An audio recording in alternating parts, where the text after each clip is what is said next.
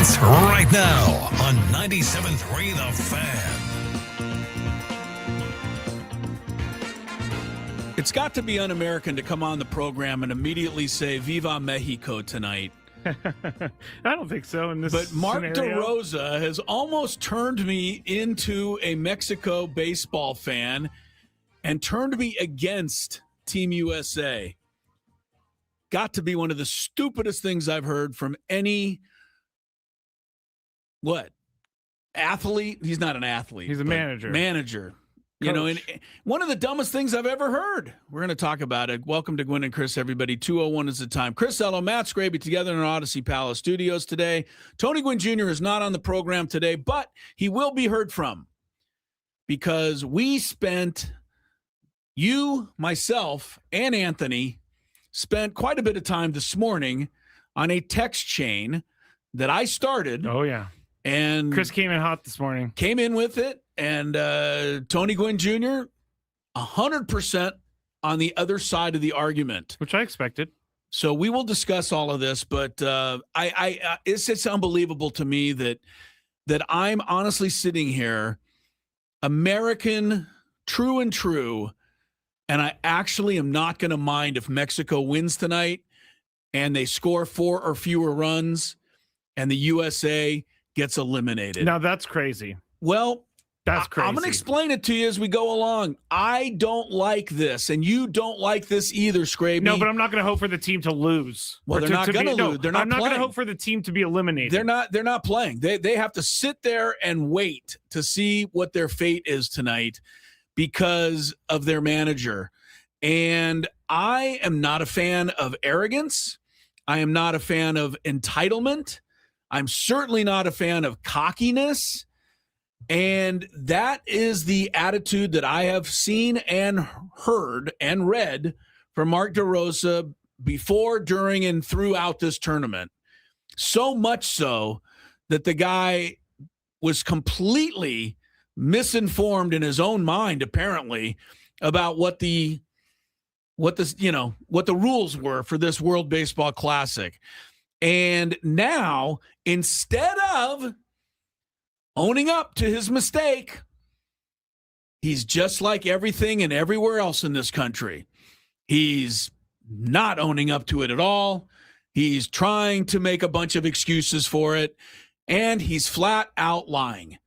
And I've had it with this kind of stuff. And, I don't want to bring the rest of the world into it. We are separate from that. But this is when sports kind of begets what's going on out there in the world. Mark DeRosa said on an interview this morning, right? This morning? I'm sorry, yesterday morning. I have it right here. Okay, here's what he said. This is after the USA beat Mexico. They were 3-0, and they were getting ready to play Italy in their 4th and final game yesterday. This is what Mark DeRosa said on MLB Network, which is another play. He also works there. Yes. You got 9 bodies ready to roll today, I would imagine. Absolutely. I'm going to look at it. I'm going to get some guys off their feet. No question about it. I'd like to get Goldie a start. And, he has been awesome. Just a leader of men behind the scenes with Aaron Judge. I'd like to get him in there. I'd like to get Gunnar in there again. Ton of respect for Italy. It's weird. We want to win. We want to win this game, even though our ticket's punched to the quarterfinals, because Mexico plays Italy actually tomorrow. So this. All right, we already heard All right, the part so we our need. ticket is punched to the quarterfinals, which is, we all know, just was not true. And it definitely became aware to all of us after the United States went out and slumbered its way to a rather embarrassing loss to Italy. You can say that it was just baseball or it was just happenstance. Okay, I'll give you that. Upsets happen. But you got guys throwing the ball into center field. You got center fielders throwing the ball back in that bounce past the shortstop and the catcher and go all the.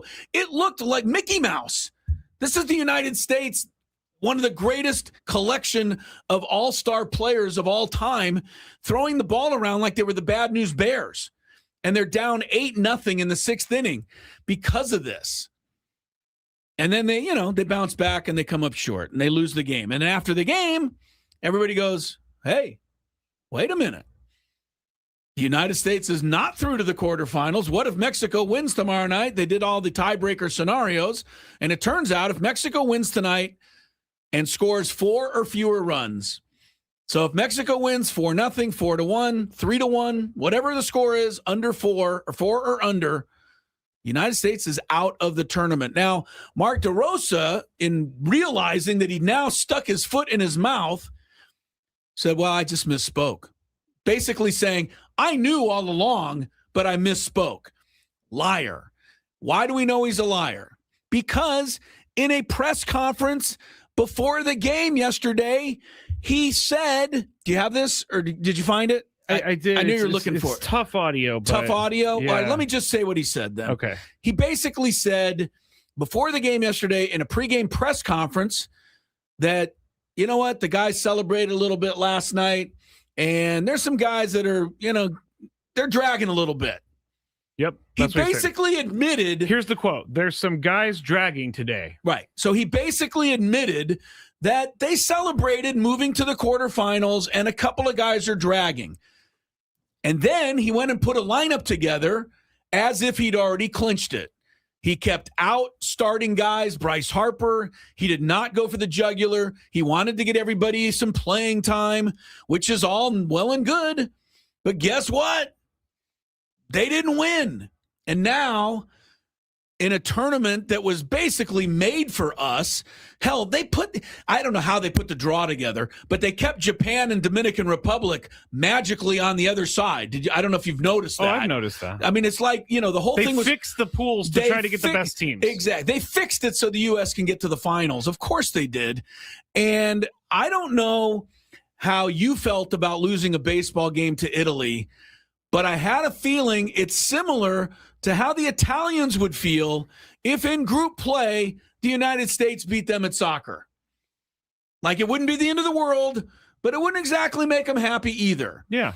Soccer is Italy's sport. They win that thing. Well, baseball's ours. Italy's not supposed to beat us. But here we are now, sitting in the situation, and I'm tired of people. I'm not mad at making mistakes. They have erasers on pencils. I get it. I'm tired of people blaming something else or not owning up to it. Or in this case, just flat out lying. I misspoke. No, you didn't misspoke. You truly thought that you had clinched it. So say so. Or at least own up to it. Don't tell me you misspoke. He didn't misspoke. I know the grammar's not great there. Misspeak. I understand. I did that on purpose. All right. So anyway, with all of this as a backdrop, this is the exchange between myself and Anthony and Skraby. Well, I was barely morning. In this. Well, you're in it enough. I was driving to my other job when all this was going down. Well, this isn't a big argument. I mean, it was a debate, but I opened my phone and I was like, geez, these guys have been going at it.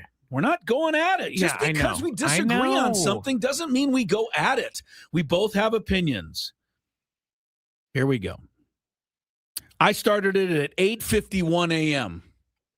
Sports teaches us so many things. Among them, arrogance and entitlement are all well and good until karma decides to step in. Even though it would sink the USA, it wouldn't break my heart if Mexico wins and scores 4 or fewer runs tonight. Mark DeRosa would never live it down. Skraby got in second. Mr. I wasn't in the thing. You were the second person in. You said they thought they were already in the next round. I forgot about that. You're right. You said, that's more stupidity than arrogance, but I get what you're saying. I went on to say, his arrogance was on display throughout the tournament before his stupidity even kicked in. Quote, we don't care who Mexico is pitching because we've got the greatest lineup, et cetera, stuff like that. Skraby, oh, I see. Well, we'll have a good conversation today. Then came one of the longest texts I've seen in a long time from Anthony Gwynn. Is it possible that at 9:45 a.m. when he did the interview that he thought they were already in? And then maybe sometime in between the time he finished the interview and the game started that he was informed otherwise. I'll read the whole thing first. And this is Tony, and you know how much respect I have for my partner. Is it possible that all of these major league teams that allowed their players to play have stipulations on when they can throw and when they can't, playing time, etc.? Is it possible that the Italians just beat their ass? I know everyone wants everything to be black and white, but maybe, just maybe they're not. The reality is the same. This is a good, long time for Tony here. The reality is the same exact result could have happened even if they weren't cocky, even if they did know the rules from the beginning. And I wrote all true. Everything he wrote there is true. Yeah. But the only part that isn't necessarily possible is his question. Is it possible that Mark DeRosa thought at 9:45 when he did the interview that they were in and then found out later? No, because if he would have found out later, he would have put a better lineup together, I believe. Also, at the pregame press conference, I don't believe he would have said, we got a bunch of guys dragging today.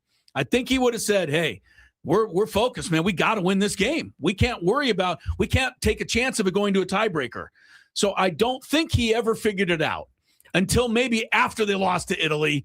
And then somebody said, Mark, you just put us in peril with that loss. There's a decent chance that he found out in the middle of the game. Okay, the middle, right. When he started, all of a sudden he started managing. When it was 8-0 and he started paying attention. So anyway, I wrote back to Tony. I said, all true. I said, but that's not the way people remember it if they fail to advance. And then I said, John Boy also posted a video of DeRosa saying that they partied some after the Mexico win, and some guys were dragging a bit. Not the best look.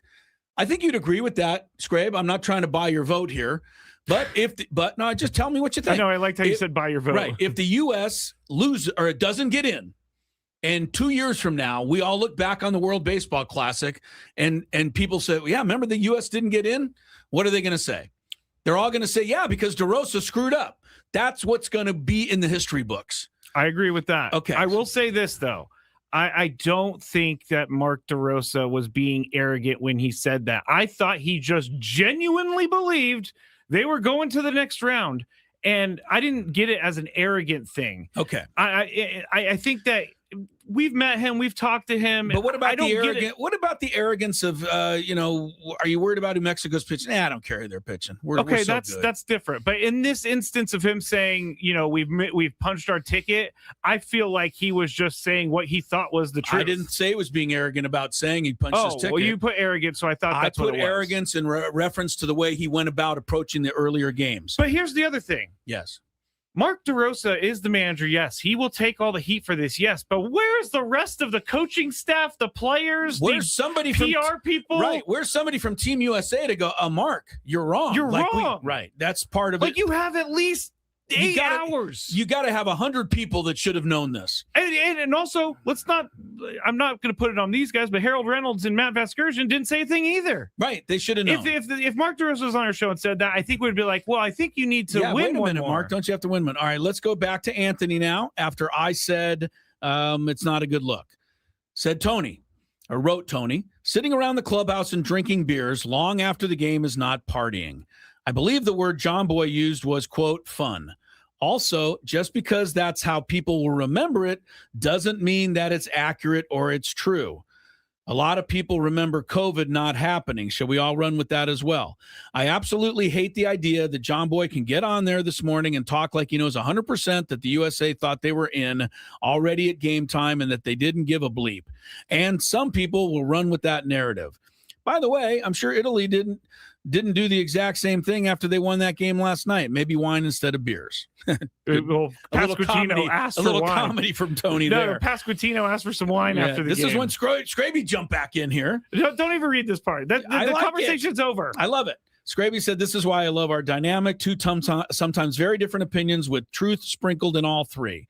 And then Tony said, now you guys have my opinion for the show. Yes, we do. And you said, and we get to educate the audience about things us normal people don't know. Have a good day off. I finally said, good. He said, thank you. One more thought for all that the WBC wasn't all that interesting or moving the needle. It sure seems like they're moving the needle. They're definitely moving I the agree needle. with that. Thanks to Mark DeRosa's incompetence, we're talking about the World Baseball Classic. So I will say thank you to Mark DeRosa for that.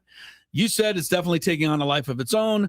I finished up by saying... Bleep you! No, I didn't. I finished up by saying good conversation on the WBC, but I'll probably still choose to blame it all on DeRosa anyway. You did. You did. Right. Which he deserves the blame. He So deserves that's where the it all blame. goes. Yeah. I just don't, because there is nothing black and white. There are many different things that we don't know about. You bring up one of my favorite points of the whole thing that you just brought up was that somebody somewhere should have told Mark DeRosa, Mark, we haven't clinched it yet. How could everybody not know this? That is crazy because he said this he's the MLB point Network. Man. He's the point man, but you got all these other people here. Like when a head coach in a basketball game is out of timeouts, the assistants all tell the coach, you're out of timeouts. You're out of timeouts. You're out of timeouts. You're out of, you know what I mean? The coach can't be expected to keep track of all that. This is not a one-man thing. This is not a man or woman thing. Like You're no right. one, You're right. you know what? I'm going to say it. Team USA failed as a whole. Well, it may cost them. Now let's say this. Yes. If they get in, it's going to just go away. Yeah, it's going to go away. It's not going to be a thing. I mean, we'll make jokes about it forever and ever, but that's why I don't want them to get in, because I want to stay on the attack. You can stay on the attack, but I want them in. I want to hate DeRosa forever. I want them in. Well, here's the deal. The game was originally between Italy and Mexico. Okay, get this. Italy's playing Mexico tonight in one of the biggest games in American baseball history. It is crazy. And we're not playing in it. And the game was scheduled to be aired on Tubi. Tubi? No. Or not Tubi. Tubi. Fox Sports was smart enough to switch it over. At least it will be on Fox Sports 1. And it starts at 4 o'clock. Yes. We will be able to keep you up to date. If Mexico gets a 5-run lead in the early going, the United States is probably safe. But if Mexico,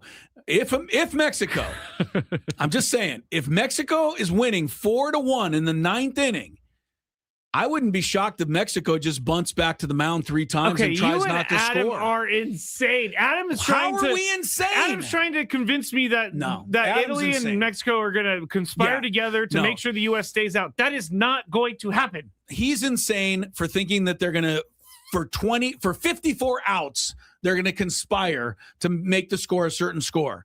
What I'm saying is if it comes down to the last inning and you're at 4 runs, why score a 5th? You might as well try to knock the U.S. out. It's not stupid. I don't even think it can be done. I don't even think it takes a conspiracy. It takes a Mexico manager looking at the scoreboard going, we're up 4-0.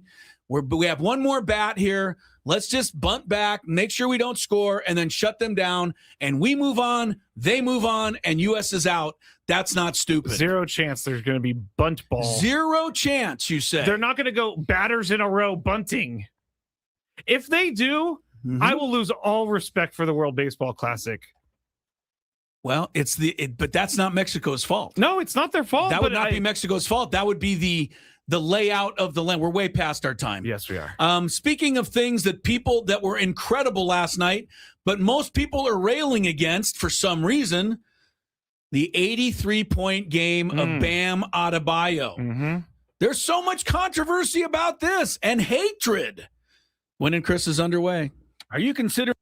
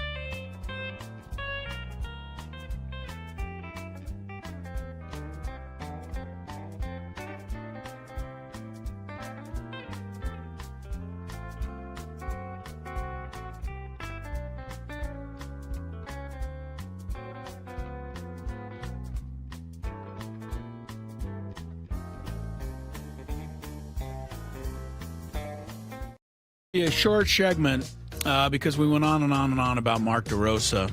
I went on and on and on. Don't get me wrong. People are like, Skraby doesn't blah, blah, blah. I think this is stupid. I said it in the text. I think it's more stupidity than arrogance. That's all. Fine. It's even if you don't think there was anything arrogant, you just think Mark DeRosa was being legit and saying he's got a in good that one team. instance, I didn't feel it was arrogant. Fine. But stupid and entitled, I think, do enter into it. The entitlement comes in with the idea that you don't even think you have to check the rules to push yourself through to the next round. I can't defend that. Okay. Can't defend any of that. That's where I've already said Team USA as a whole has failed. That's where I see some entitlement. Aaron Judge, by the way, railed against all of it. He said it had nothing to do with the outcome of the game.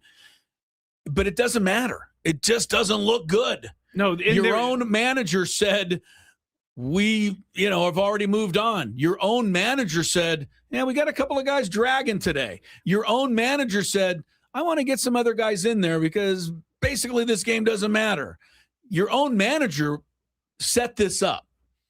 Yeah. Yeah. He did make the bed.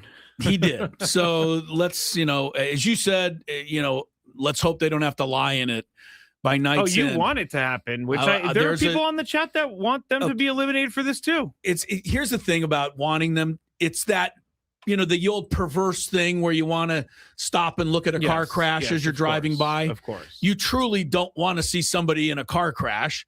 But if there is one, you're going to slow down and look at it. Yeah. It's similar how I feel about this. You're right. I don't want the USA not to play and have a chance to win the tournament, but this is going to be a hell of a nice car crash to look at. Can we just say, what was the point of having Mason Miller on this team if he's not going to ever pitch? He pitched the one ninth inning. He pitched the ninth inning last yesterday. Night? He pitched the top of the ninth Sorry, yesterday. my bad. I was driving home. He pitched the top of the ninth when it was 8-5 and kept it 8-5 with 2 strikeouts, as you might imagine. Yeah, I'm sure he was great. Yeah. Real quick on Bam Adebayo. We're going to have to talk about it later because there's a lot to it. But suffice to say that as cranky and as negative as I often am, I don't understand all the negativity around what he accomplished last night. The negativity stems from, well, shouldn't have kept him in the game. Well, it was BS. They kept passing him the ball. Well, they were fouling the Wizards to extend the game so he could get more chances. Well, this, that, the other, and other. How many times in an NBA game have teams done exactly what Miami did? For Doncic to get 70 points, for Michael Jordan in the past to get a 60, for other guys just to get a triple-double. We talked about the other day, the Lakers called timeout to tell Austin Reeves to stop getting rebounds so that LeBron could get the triple-double. This happens all the time, but somebody still gets 83 points. That's unbelievable. That is ridiculous. That is insane. Kobe Bryant's record, as it were, because I know Wilt's 100, but Kobe Bryant's 81 was going to stand the test of time forever. And it certainly wasn't going to be broken by a guy who averages about 10 points a game. Yeah, that is the craziest. That's the craziest and a guy part of it. Who barely ever shoots threes and made a bunch of them. And everybody's like, well, he took 22 threes. Yeah. Kobe had, and now he did shoot under 50%, and that is going to be, a slam on him to a certain extent. And he got 43 free throws, which is an all-time record. Nobody's ever gotten anywhere close to that. When Wilt had 100, he had 32 free throw attempts. This guy had 43. But I'm shocked at the negativity surrounding what I feel is just an incredible achievement. 83 points. Everyone who's out there has a chance to do it. Luka plays games against the Wizards too. Kevin Durant plays again. You know what I mean? There's been horrible teams out there in the NBA that have won 10 games, 11 games, 9 games the whole season. They haven't given up 83 points to one player. I think we need to reset your algorithm because I have seen none of these opinions on Bam Adebayo at all. You've seen nothing but congrats to Bam. He's the greatest guy ever. Yeah, this is cool. It's awesome that he did this. No. Wow, I can't believe this guy did this. I don't see any of that. I've seen all in the comments I do, but I don't see random posts. I've seen all Bam Adebayo scored 83 and everybody's all happy about it. Well, I've seen all people. I've seen so much negativity about it.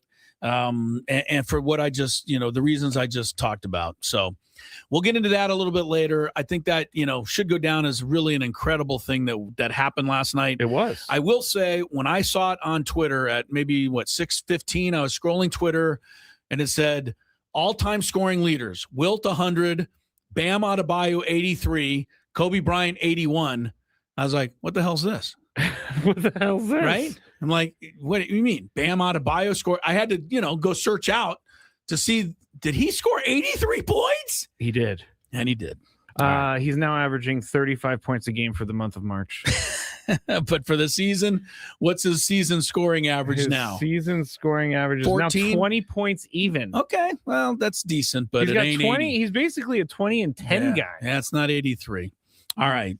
And he shot 46.5%. That's not too bad. Yeah, but it's not good enough to get 80 points. You should shoot over 50% at least. I mean, the 36 made free throws really help. That helped. All right.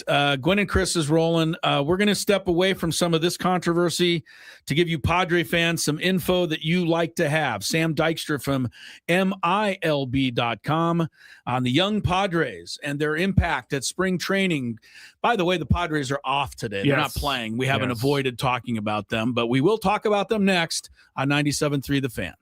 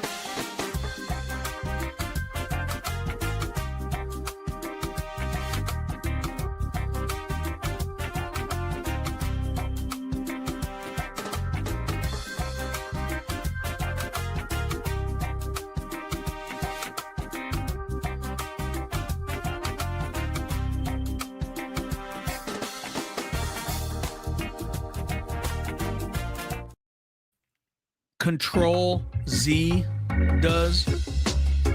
I do. Yeah, you do. I didn't. So the question is, am I an idiot? Or are there more people like me who don't know? Chris Ello, Matt Skraby together in the Bill House Studios, where we know how. Gwynn and Chris on 97.3 The Fan. Tony is off today, as are the Padres. But we're going to talk with our guy from MILB.com, Sam Dykstra, in just a minute. I was typing an email, an important email, actually, a little bit ago during the break. And I don't know what happened. Somehow I hit the backspace bar and it got stuck. And so how this happened? The actual key got stuck. The key got stuck. That keyboard is old and gross. This is a little old, yeah.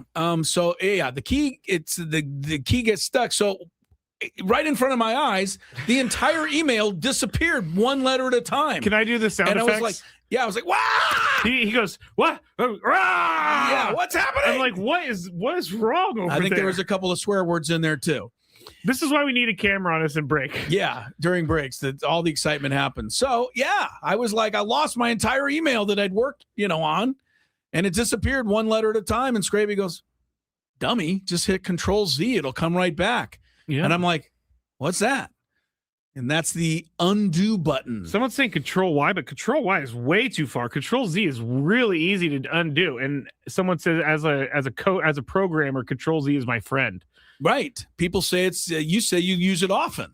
I use it all the time. To restore something that disappeared by accident. And sometimes you could restore something that you did 15 moves ago. You can just keep going back in time as long as it's open and it has that history. You can go back to the beginning of your dock if you want. Okay, my life has just changed for the better. Thank you, Skraby. Kayla says you have two hands, but when I'm typing and I make a mistake, I just go pinky on the control. Right, Control Z. And then the middle finger Control on Y Z. would do the same thing, and you're saying Control Y is pinky on Control. No, and you're then worried I have to about lift how my far hand. away it is. I already knew about Control C to copy something and Control V to then paste it. I just did not know about Control Z. I do now, and I'm glad to have shared it with the rest of you out there, if there are any of you out there that didn't know it as well. Control Z is efficient. Very efficient. This is a big deal. I'm telling you. Control Y is inefficient. All right. I'm against the Control Y. Yeah, you really are. Yeah, you're a Gen Z guy. You're not a Gen Y on this one. All right. Remember to listen around 5:35. For us, we will announce today's biggest fan for a chance to qualify for a night in the Odyssey Suite at a future Padre game. We'll all be there. Spiro's Mediterranean Cuisine will cater it. Register your name at 973thefan.sd.com/biggest fan in order to potentially have your name called. That's later on, 5:35 today. By the way, a quick programming note. I don't think this is going to change everybody's day dramatically, but we like to fill you in. Skraby and I are out of here 8 minutes early today. And I am not staying a minute later. Right. I mean, we are, when that thing hits 5:52, we're out the door. The music hits at like 5:46. Oh, even earlier. 1 foot out of the door at 5:46. Yeah, we're out of here, baby. I want to be right there. I'm not staying the hell around here. We're leaving early today because UCSD basketball will be on tonight. Yes. The Tritons taking on Cal Poly in the first round of the Big West Conference. They're changing, to the West Coast Conference with USD next year. Correct, yeah. All right, Sam Dykstra is God, is he smart. Every time we talk to Sam Dykstra, I finish the interview and I'm like, man, I know a whole lot more than I did before. MILB.com joins us here on Gwynn and Chris, 97.3 The Fan. Always good to have you on, Sam. How are you today? I'm good. Thanks so much for that introduction. I wish you had one everywhere I went. I'll give you this audio. You can play it for yourself. No, either that. Yeah, there we go. That will be my my new voicemail. No, right? You know what, Sam? Be a little bit more aggressive than that. What we're going to do, Skraby is going to go back. We're going to print out what I said on the introduction. Oh, I see. And then you are going to send that to every radio station you appear on from now on and say, before you bring me on, you're going to have to read this. Yeah, required. There you go. Yeah. Just say, so now you guys are becoming my agent. That's exactly. Yes. If you don't read this, I'm not coming on. All right. Sam, we got a day off from Padre baseball, but I guess the good thing for the World Baseball Classic, in a sense, has been that a lot of the younger guys are getting a lot more playing time than they might otherwise have. And, we really have seen some pretty good performances here in spring training. I'm curious, as, somebody who follows the minor leagues a lot more than we do, which of these performances, whether it be Sanabria or whether it be who was the kid who hit the grand slam yesterday? Skraby is your favorite guy. Chase Bowen. Yeah, Chase Bowen. Whether it's him or whoever, whose performance has meant the most, would you say, this spring to a young guy's future? Yeah, the one that stood out most to me as somebody who, has done the Padres top 30 for MLB Pipeline was Romeo Sanabria, because following his season last year, it was such an interesting one because he got off to such a strong start. And I always thought of him as, a first base only type who could hit. And then he really wilted as the Texas League drew on into June, July, August. And I don't know how much of that was just, it was a long, hot Texas summer, and how much of that was, he doesn't have the bat I thought he did. So I slotted him in at number 28. Comes around, I had talked to some Padres people in the offseason. They were hopeful that he was going to get stronger. This is going to be his age 24 season. He's basically physically mature now. They thought he had learned from that process, had worked on his body, and lo and behold, he's hit the ball pretty well so far. I will say, diving into some of the data, he's been an aggressive swinger, so I want to see what happens when that plays out over a larger sample. But I do feel more comfortable about him as a hitter because he's going to need to hit, right? He's not somebody who can move to the outfield. He's a 30-grade runner on the 20 to 80 scale, and he's a questionable first baseman even. He's got to work on his defense there. But if he's hitting like he's hitting now in the Cactus League, by the time he goes back to San Antonio, he's somebody who could be in El Paso really quick. All right. So he's made made strides.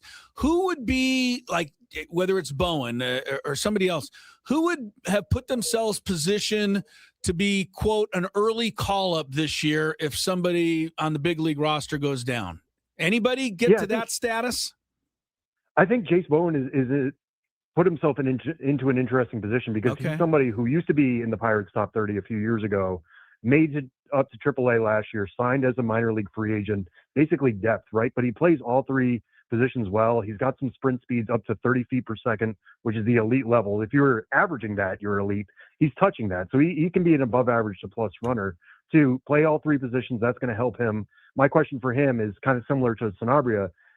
Last year in AAA, his chase rate was in the 9th percentile. He was a really aggressive swinger. What happens, when he's going to face, he's going to go back to AAA, he's going to have to show he can be more disciplined.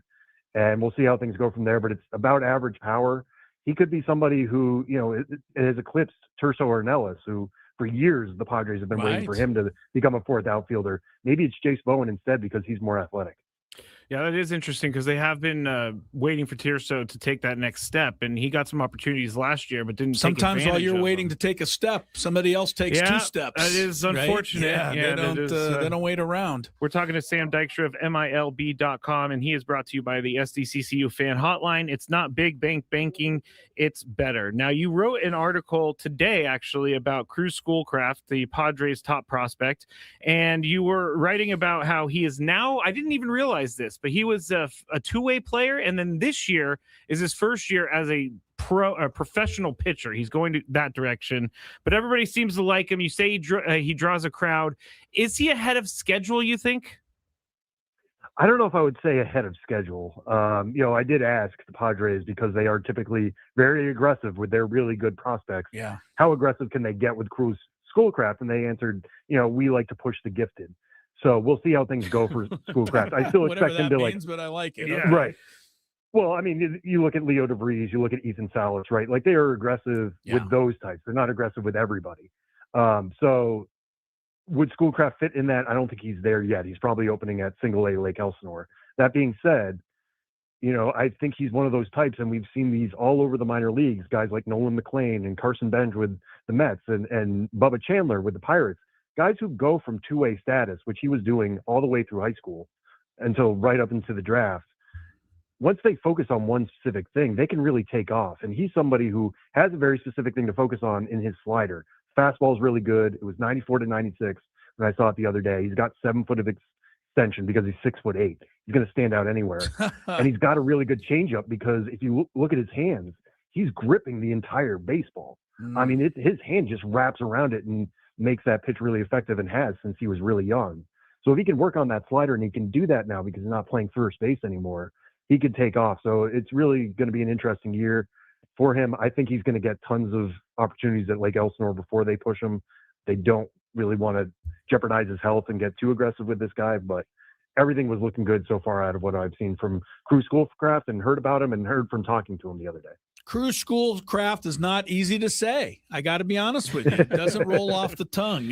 Sam Dykstra does. He's from MILB.com. He's joining us here. I got to get your opinion because I've heard, I think, every writer's opinion. I've heard my opinion. I've heard Tony's. We certainly heard the fans' opinion about Luis Campusano. But as somebody who's probably actually watched him play in the minor leagues like you have, what is it, do we think, that has kept Luis Campusano from, I don't want to even say, reproduce his minor league numbers, but just get somewhere close to those? What do you think has been the holdup from your opinion, Sam, which I, respect on this a lot? Yeah, it's fascinating because I've wondered the same thing. I mean, I thought last year he felt like such a change of scenery candidate to me. Like if he's not breaking through in San Diego, he was pummeling the ball in El Paso. I mean, the exit velocities were really good. The contact rates were above average. Everything was there for him to get an opportunity, and it just wasn't happening. And listen, I like Freddie Fermin. I like that trade. But Campusano deserves a shot to be a starter somewhere. It's kind of crazy. Like it feels like he's still young, but he's also 27 now. Like we've been at this too long. I think, defensively, he hasn't come around in the way that they would have hoped. You need a little bit more there. And just guys, the jump from AAA to the majors is as big as it's ever been. We're seeing guys get to AAA quicker, and then you're going up against major league quality talent sometimes, but it's not all the Tarek Skubals of the world, the Paul Skeens of the world are not at AAA. Yeah. Even the really good prospects are moving through AAA pretty quick. So you're not seeing the high quality talent there. He might be pummeling it there, but it's not, not translating. It's not sticky. It's not sticky. So yeah, it's been, I liked him a lot as a prospect coming up. He was definitely a top 100 talent. It just, catching can be really difficult. They have to deal with so many different things that those guys sometimes break down in multiple ways, and Campusano just hasn't come together yet. We're talking to Sam Dykstra of MILB.com, and he's brought to you by the SCCCU fan hotline. It's not big bank banking, it's better. I'll continue with the catcher position, and I will do our annual, or not annual, but our every interview on Ethan Salas in question, because you did write about him in your Crew Schoolcraft article, and he was assigned down to minor leagues. Again, he's very young. And what are your thoughts on him? Yeah, it's funny because I'm doing the same thing to everybody I talk to. It's just like, all right, here comes the Ethan Salas question. What's the latest? And what I put in the piece is what I've heard pretty much all offseason is that he's healthy, coming off the back injury last year. One thing that I found pretty promising is that even when he was rehabbing here in Arizona, he was actually going to Padres games against the Diamondbacks at Chase Field to just watch what that environment is like and talk through it with other instructors and coaches and be like, oh, how are they working it behind the plate? What decisions are they making on pitches to call? There's so many other things a catcher can do, even if they are not behind the plate all the time. So he was taking those steps even when he wasn't playing.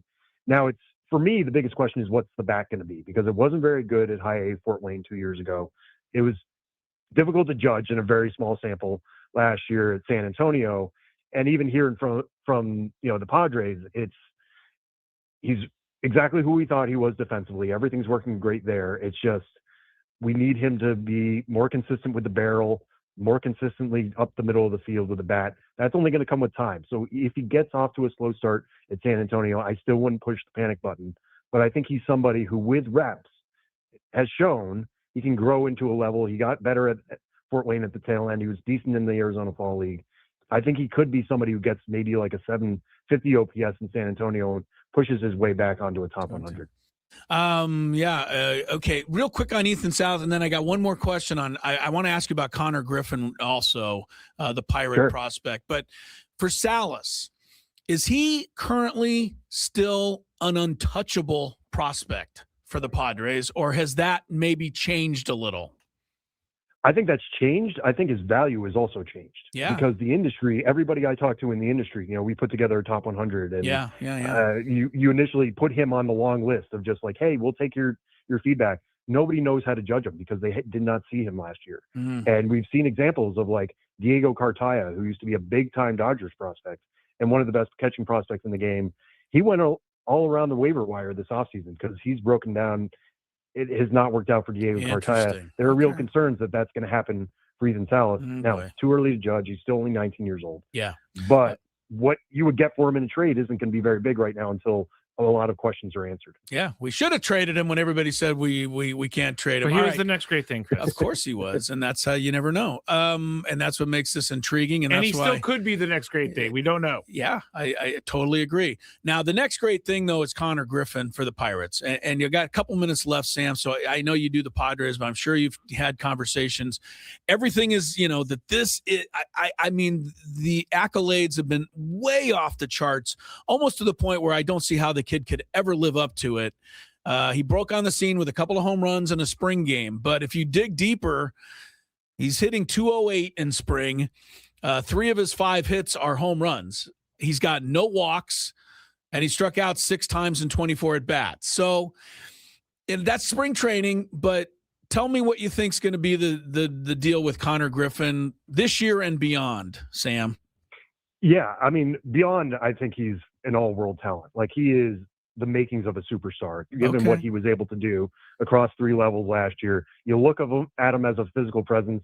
The quote that's going around this spring is that he's like a build-a-player. Like, if you were making somebody an MLB The Show, it would look like Connor Griffin, given his height, given his musculature, given his speed. Like, he hasn't slowed down.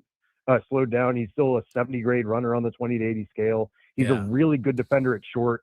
There were questions about him coming in to pro ball, whether he would be a shortstop or a center fielder. Pretty much all of those are answered now.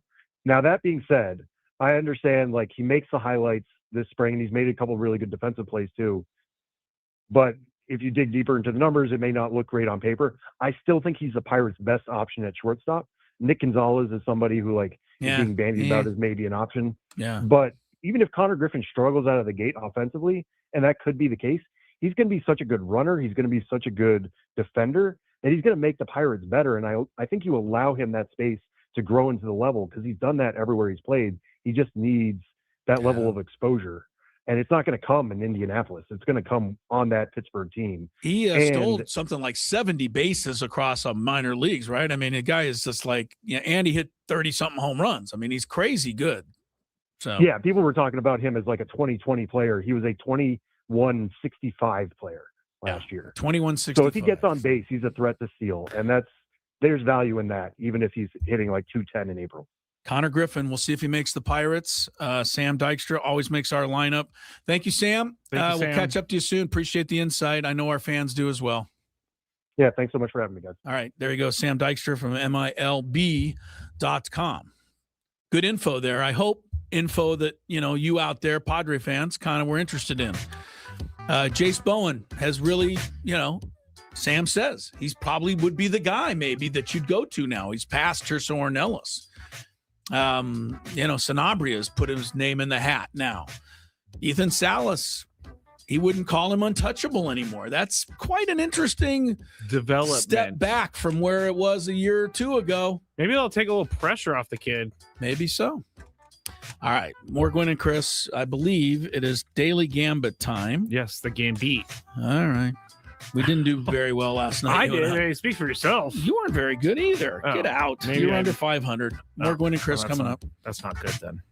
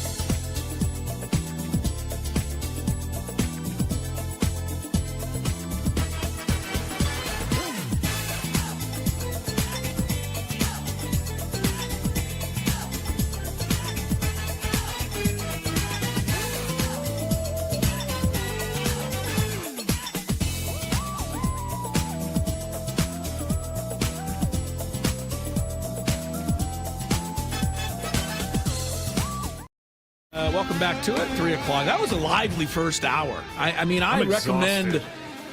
You're exhausted? I'm exhausted. I recommend you go back later and listen to it again. It was good. I mean, we tore Mark DeRosa apart. Skraby tried desperately to keep me from attacking him too badly, but I couldn't help it. Because I want him to come on the show one day. Well, bring him on with who else would be good with him? Oh, Cynthia Freeland, somebody like that. Well, one of my other favorites. You didn't say anything bad about Mark DeRosa, but you've definitely hated on Cynthia Freeland. I did say something bad about Mark DeRosa. I said he's stupid. Well, I mean, that's not nice. In this instance, I don't think anyone's arguing you. All right. Well, anyway, USA will have to keep its fingers crossed. Italy and Mexico play at 4 o'clock today. If you need to watch it, you may have thought like I did that they were showing it on Tubi, which means a lot of us wouldn't have been able to watch that game, but Fox has changed the schedule, and the game will be on Fox Sports 1. They're like, whoa. We could get eyeballs on this thing? It's like the biggest game in the history of American baseball, and it wasn't going to be on TV. They buried it on Tubi for a reason. Yeah, but it's coming up at 4 o'clock. Also, a couple of quick scores to update you Aztec fans. Mountain West Tournament is underway. UNLV, the 8 seed, did hang on to beat number 9 seed Wyoming 73-70. UNLV was up 13 at the half. Wyoming came back, made it close. UNLV will now face top seed Utah State in the quarterfinals, but UNLV beat Utah State both meetings this year, so that could be interesting. The Aztecs are the 2 seed. They will play tomorrow at 6 o'clock against the winner of the game later tonight between Fresno State and Colorado State. I fully expect Colorado State to win that game. We will talk about it in the Daily Gambit, which is coming up now. Do you like money? I think about money a lot.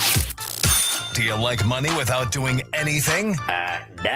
Winning. Do you want to make money while watching sports? I think Washington is immortal luck. Washington! Woohoo! If you answered yes, this is your segment. Just don't blame us when you lose. Nothing is ever your fault. It's your game. Take it. Gwynn and Chris go through the top bets of the day in the Daily Gambit on 97.3 The Fan. Daily Gambit is our daily sports betting segment here on Gwynn and Chris. Please, everybody gamble responsibly. Chris, I just saw a tweet that went up on NFL Network's screen, and it said the Falcons are going to cut Kirk Cousins and post June 1st designation. He's going to be a Dolphin, isn't he? Oh, Kirk Cousins? He's going to be the backup Dolphin. Oh, I don't think so. I think Quinn Ewers will stay the backup. Okay. You think he was good enough last year to be the backup? I think he's good enough to stay the backup. Okay. I did also read, though, don't look now, Falcon fans. Michael Penix, they're saying, is no better than 50-50 because of his injury to be ready opening day. He did injure, I think, late in the year. Late-ish. They're saying Tua has a really, they're saying Tua has the inside track to be the Falcons' starting quarterback. Well, he's got Stefanski, so two-time coach of the year. Yeah. I love how they say, he had 13 quarterbacks. I'm like, and he didn't make any of them good. And guess what? He got rid of a good one in Baker Mayfield. Right. He had a good one. He didn't do anything with him. He blamed him for them losing. Yeah, I think the Falcons, I hate to say it, Adam, but it's going to be a long year. I think, too, I want him to throw 50 touchdowns this year. If that happens, I will have to say that would bother me. Okay. I got to tell you, if he throws 50 touchdowns, 5,000 yards, right, and 1 interception, that's going to bother me. No fumbles, no head injuries. Right. Yeah, that's going to bother me for sure. All right, we got a review. Gonzaga last night in the WCC, I think it was the final. It was. -8.5 against Santa Clara. We both chose Santa Clara. Gonzaga won by 11, 79-68. This is why you don't bet on these things and why we say gamble responsibly. You and I both picked Santa Clara, right? Yeah. Okay, it was a 3-point game or a 5-point game the whole game. Yeah. And then at the end, you know what happens? Free throws. They're fouling because they're trying to get the ball back. Gonzaga just keeps going to the line. And before you know it, they win by 11 in a game that was much closer. Yeah. And you lose the bet. That happens so often in basketball. And I don't think it's irresponsible. if we're talking about betting responsibly, it's not irresponsible for us to bet Santa Clara. Now, if we put like $10,000 on it, then that would be irresponsible. If I'm betting your rent money, yeah, that'd be bad. My rent money? Okay. It's not much. BYU minus 11.5 against Kansas State last night. You went K-State. I went BYU. BYU won by 14, 105-91. I know they're big Debance. He had 40 points. Yeah, he was great last night. Virginia Tech minus 1.5 against Wake Forest. You went Virginia Tech. I went Wake Forest. You made me go Virginia Tech because I made you go Wake Forest. It's true, and I win the bet. Wake won 95-89, so I'll take it. In overtime. I did not see that. Good game. The Mountain West Women's Championship last night. Air Force against Colorado State. Colorado State a 10.5-point favorite. Chris went Air Force. I went CSU. Colorado State did win this, and they won by 14. So the magic of Air Force failed. It ran out of steam. It was a 1-point game going to the fourth quarter. Yeah, I did see that. They had a shot, and Air Force was right there.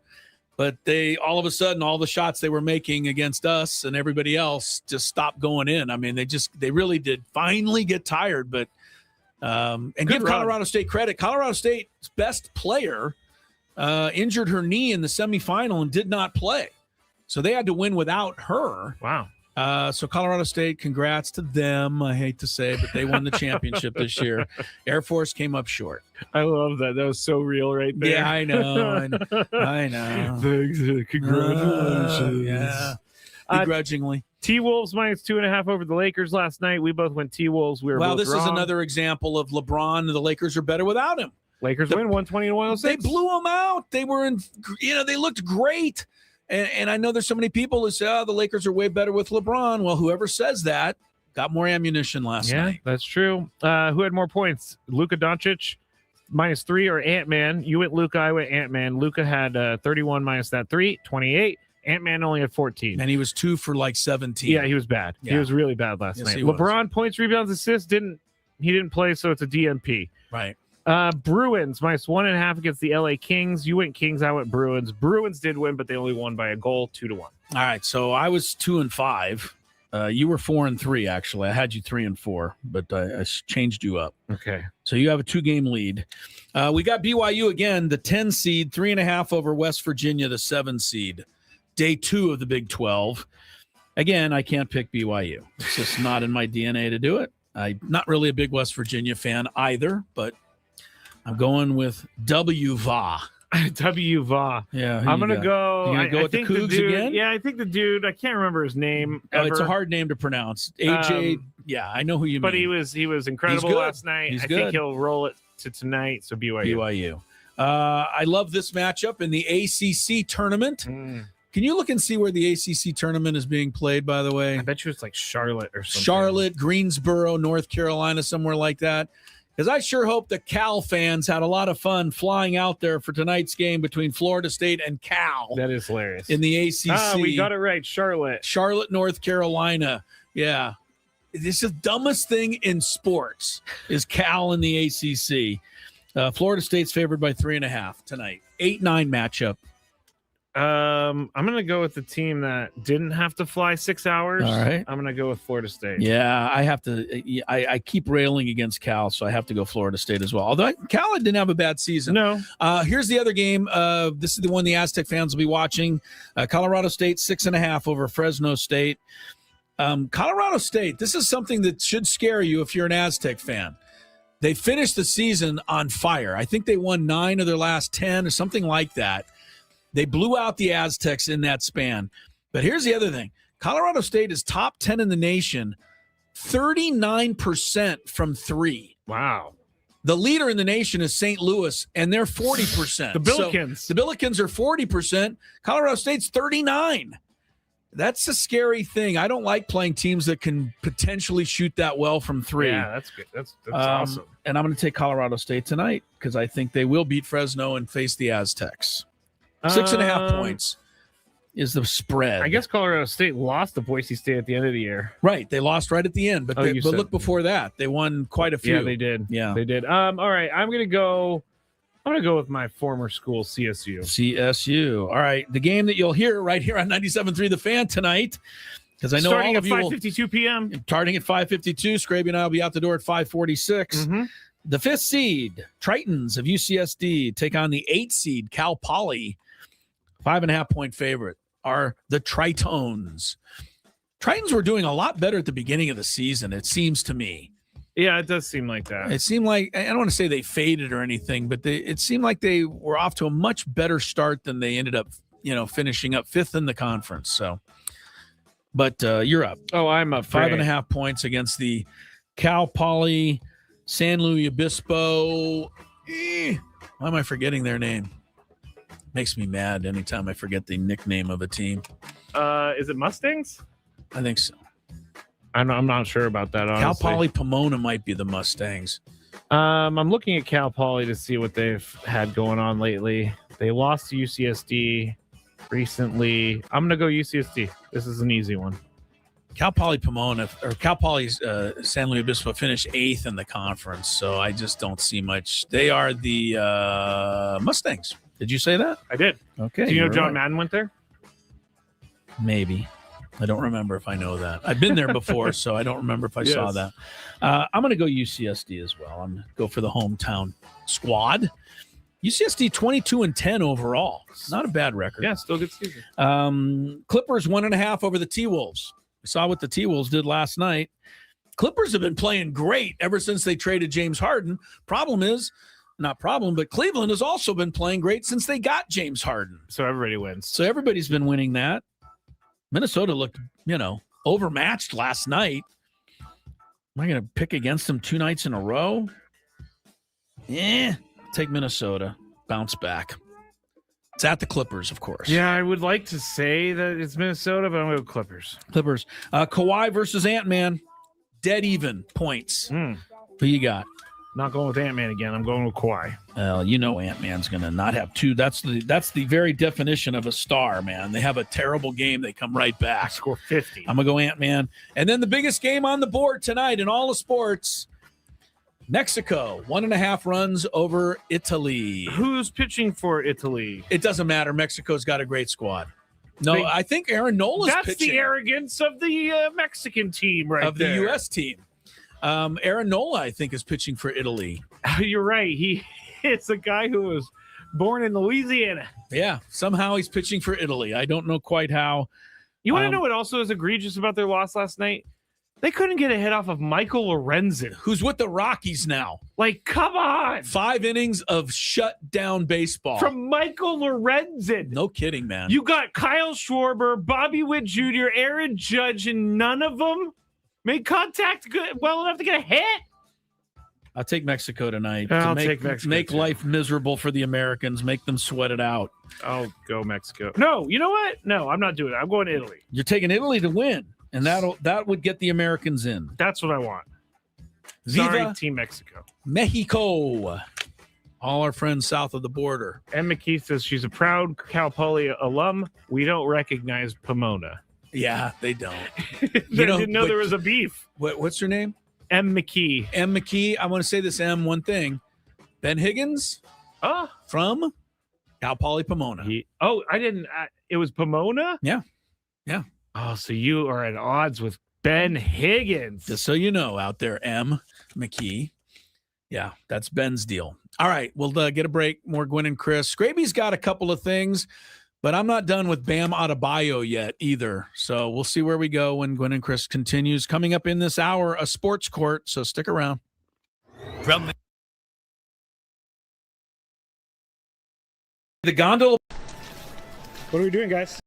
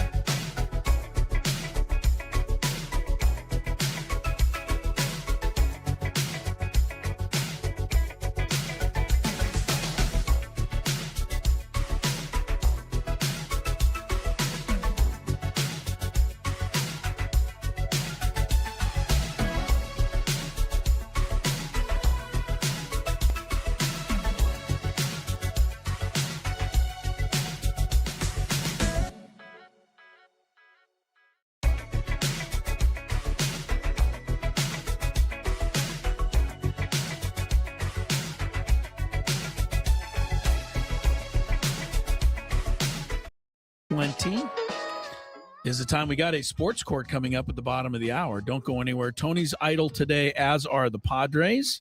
We are getting off the program about 10 minutes early today for UCSD basketball tonight against who is that? M. McKee. M. McKee's Cal Poly Slow, yes. Mustangs. Yeah. All right. That's coming up later tonight. Aztecs get their tournament going tomorrow. They'll find out their opponent at 6 o'clock tonight. Fresno State plays Colorado State. You want to get into this golf thing, Skraby? We can do it later. We'll do it a little later. But the PGA Tour made some changes. Well, they're on the verge of. Yes. And we're going to talk about that. So you golf folks, hang in there. But just a little bit more on Bam Adebayo. And I want you to look for some of this, Skraby, because the criticism has been a little loud from what I've seen. And everything is like, well, they were passing the ball. See, at the end of the game, the Wizards almost started fouling other players intentionally so they would have to score. Like the Wizards did not want him to get this. The Heat then started fouling the Wizards so that the game would go longer. So it did become a bit of a kind of a comedy at the end, but none of that is Bam Adebayo's fault. And look, Eric Spoelstra kept him in. Why? They were up by 20 points, but he wanted to see a chance at history. I don't have a problem with leaving a guy in when something like that is possible. As a matter of fact, I think it'd be bad to take him out. So that's part of the criticism. The other part is that he didn't shoot 50% and that the referees gave him 43 free throw attempts, which borders on ludicrous. People need to calm down and chill out a little bit. Don't you think? I think so. But I remembered this, and I was waiting to bring this up until we came back to it. Okay. What is the difference between Bam Adebayo staying in the game and Mike Evans going back in the game to get his 1,000 yards? Right. A lot of people were critical of that. You were critical of that. I was. And what's the difference? To me, there is no difference. Yeah. And I was critical of LeBron staying in the game a couple of weeks ago to get his 10th rebound so that he could be the highest, oldest guy so, I'm being hypocritical. I wasn't saying that. I'm just saying, like, why, Bam? Why are you? I don't know why. I think 83 points is just a really cool achievement. Cool. I agree. I think being the oldest guy to get a triple-double should be a little bit more organic. Whereas this has to be somewhat manufactured. There's no other way. And let's take a look at the other games. All right, let's compare. Bam Adebayo last night took 43 shots from the floor. When Wilt Chamberlain scored 100 points, he took 63 shots from the field. Well, there was no three-point line back then. There was no three-point line. He made 36 field goals, which is 72 points, and then he had 28 free throws out of 32, that's crazy. Which was great for Wilt because Wilt was a notoriously bad free thrower, but that night he obviously wasn't. So, obviously, the Philadelphia team was trying to get him the ball. Yep. He's trying to get 100 points. They knew it. They were feeding it to him every time. When Kobe Bryant scored his 81 points, he took 46 shots, which is 3 more than Bam took. Kobe was only 18 of 20 at the line. But here's the thing with Kobe. That game was actually semi-competitive. It was. Toronto only ended up losing by 18 points that night. However, the Lakers only scored 122 points in that game. Kobe scored 81 of them. Seems to me that they pretty much threw the entire game plan out the window and just gave Kobe the ball every single time. Yeah. So we will revel forever in Wilt's achievement. We've always reveled in Kobe's. And I just think that people are being way too harsh on Bam Adebayo. This is an incredible thing to me. Of course, it took some shenanigans in a way to get there, but I don't know how else you can get 83 points unless people are giving you the ball. Isn't that a strategy? You ride the hot hand? Seems like he had the hot hand. I mean, Michael Jordan never got within 20 points of this. That's crazy. That's crazy. That is crazy to me. 43 free throws. Now, the Washington Wizards coach didn't sound great after the game. He said, yeah, the refereeing was pretty terrible, and I'll leave it at that. All right, dude. So, he's blaming the refs. I don't know. Stop fouling. Get out of his way, or at least cover the guy, without reaching in, whatever you got to do. I'm convinced, Chris, and this is I've becoming more and more convinced of this because of social media. The opinions of the people who aren't really educated on how the sport works and things, the new fans into a sport, end up becoming the most popular. But the critics I saw on this were ex-NBA players, well, people like just that. Jealous. I agree. Because if that's crazy. They know how hard it is to score. I think it was Robert Ory or somebody of that ilk that said a lot of this stuff. And Big I'm like, shot, Bob. Yeah, come on, man. The guy got 83. Give him his props. Jordan, I'm sorry. How many who do you want to say? Luka shoots 60. Luka would shoot 60 times a game if he could. This is not Bam Adebayo's fault. And I think we need to stop questioning as a society. Every time someone does something, we need to stop being like, well, he didn't do it because of this. He didn't do it because of that. Well, or he only did it because of this, that, and the other. It was somehow manufactured. I got to tell you that Wilt's 100-point game, although there's no Twitter accounts of it. Oh, that's what Cole just said. Where's the video? Yeah, but we know for that it had to be somewhat manufactured. He took 63 shots. Yeah. What were they? And he's the center. He didn't dribble the ball up the court. They had to pass it to him. Now, how much? And was they it, did. How much was it because Wilt was like at least 5 inches taller than everyone else? Some of it is that, but Wilt also never scored 100 again. I mean, he did score 75 other times. There's one other thing about Wilt's game that I always found crazy. Bam Adebayo had 83 points last night, 9 rebounds. Wilt had 100 points, 25 rebounds. That is a lot. Which is absurd. I wonder how many offensive rebounds. I don't know. And Bam Adebayo, to his credit last night, still found time for 3 assists. So, good for him. He got a couple assists. Good for him. He's giving back to his teammates. Let's celebrate something crazy great that happened. I agree with you, Skrabe. Even though I seem a little hypocritical because and I'll admit it, on this one, I was just kind of all for it. So, what the hell? I think it's great. I definitely have been someone in the past as well who has jumped on something and been angry about it, but I'm trying to check myself because 83 points is 83 points in an NBA game. He did it. It's like someone saying that, that guy shot 59 on the PGA Tour, but it was the easiest pin placements on the course. Easy, right. There was no wind. Yeah. It was just It was a perfect day. Yeah. Easiest pin placements. Right. But you know what? I'm sure Jack Nicklaus played a few rounds under those conditions, and he didn't shoot 59. You're right, Skraby. People try to pick it apart. Just let the people have it. It is crazy that it's Bam Adebayo, though, as we said earlier. See, that is the wildest part. Maybe it's because they have no idea who he is. Somebody wrote last night correctly that if you put all your buddies in a pool at the beginning of the season and you were going to bet on who scored 60 points first in the NBA, and you drafted all day long, nobody would have ever drafted Bam Adebayo. He wouldn't even have been drafted. No way. Nobody would have ever picked him as the possible guy to do that. Yeah, no way. His average career points per game is better than I thought. I said 12, 14 earlier. 16.1, averaging 20 this season. 83 is 83. So give it to him. Give him his props. I think he deserves it. More Gwynn and Chris, and we'll go into a sports court. Try to solve the rest of the world's problems next. Gwynn and Chris. From the first.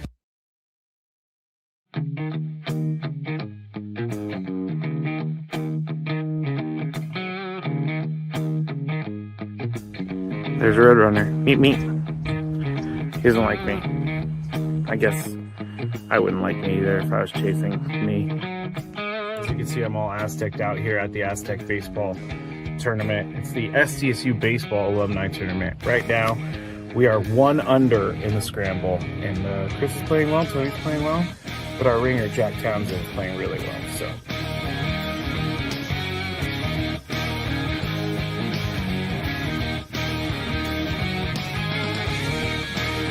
So Chris says that he can't play golf, but this is the second birdie putt he's made for us. This time it was like 20 feet. Thank you very much, Skrabe. But once again, you're hitting some very nice shots as well. I'm not usually complimentary to you, but I can't help but be complimentary. Your shot making today. With my what? Your shot making. You hit some.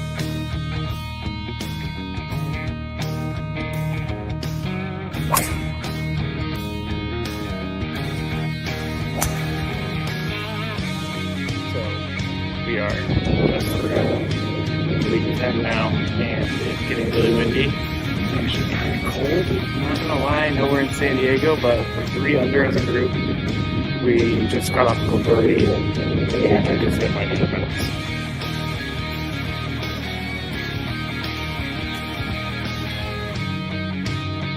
There's a squirrel. He wants to attack me. Squirrely! We just got our second birdie of the day thanks to this guy. Yeah, a 4-footer after. It was a 5-footer. After our pro drove it 300 to the front of the green and then chipped it within 5 feet. Uh-oh. Skraby, don't feed the animals. Don't feed the animals. I do feed animals, but Chris made a birdie putt. Leaving the golf course. And we ended up shooting 63 once everything was accounted for, since it was a scramble and we had an SDSU golf player, Jack Townsend.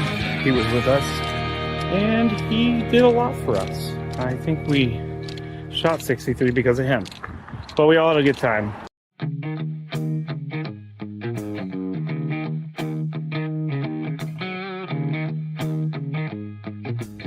There's a Red Runner. Meet me. He doesn't like me.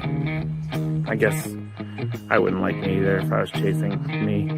As you can see, I'm all Aztec out here at the Aztec Baseball Tournament. It's the SDSU Baseball Alumni Tournament. Right now, we are 1 under in the scramble. And Chris is playing well, Tony's playing well. But our ringer, Jack Townsend, is playing really well. So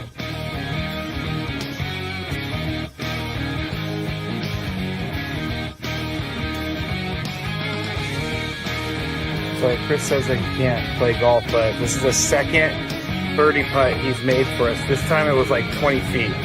Thank you very much, Skraby. But once again, you're hitting some very nice shots as well. I'm not usually complimentary to you, but I can't help but be complimentary. Your shot making today. With my what? Your shot making. You hit some.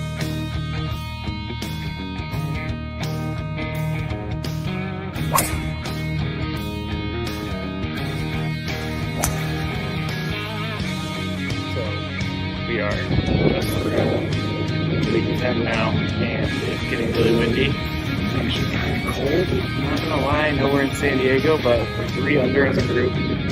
We just got off the birdie, and I just hit my defense.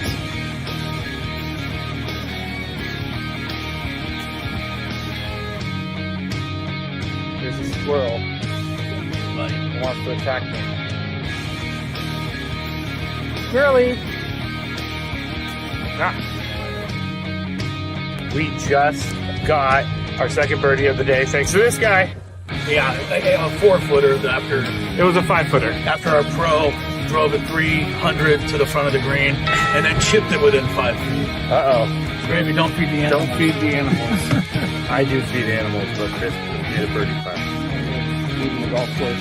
And we ended up shooting 63 once everything was accounted for, since it was a scramble and we had an SDSU golf player, Jack Townsend. He was with us and he did a lot for us. I think we shot 63 because of him, but we all had a good time.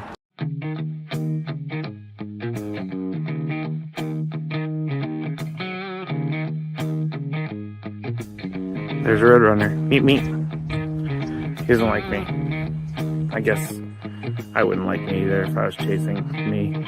As you can see, I'm all Aztec out here at the Aztec Baseball Tournament. It's the SDSU Baseball Alumni Tournament. Right now, we are 1 under in the scramble. And Chris is playing well, Tony's playing well. But our ringer, Jack Townsend, is playing really well. So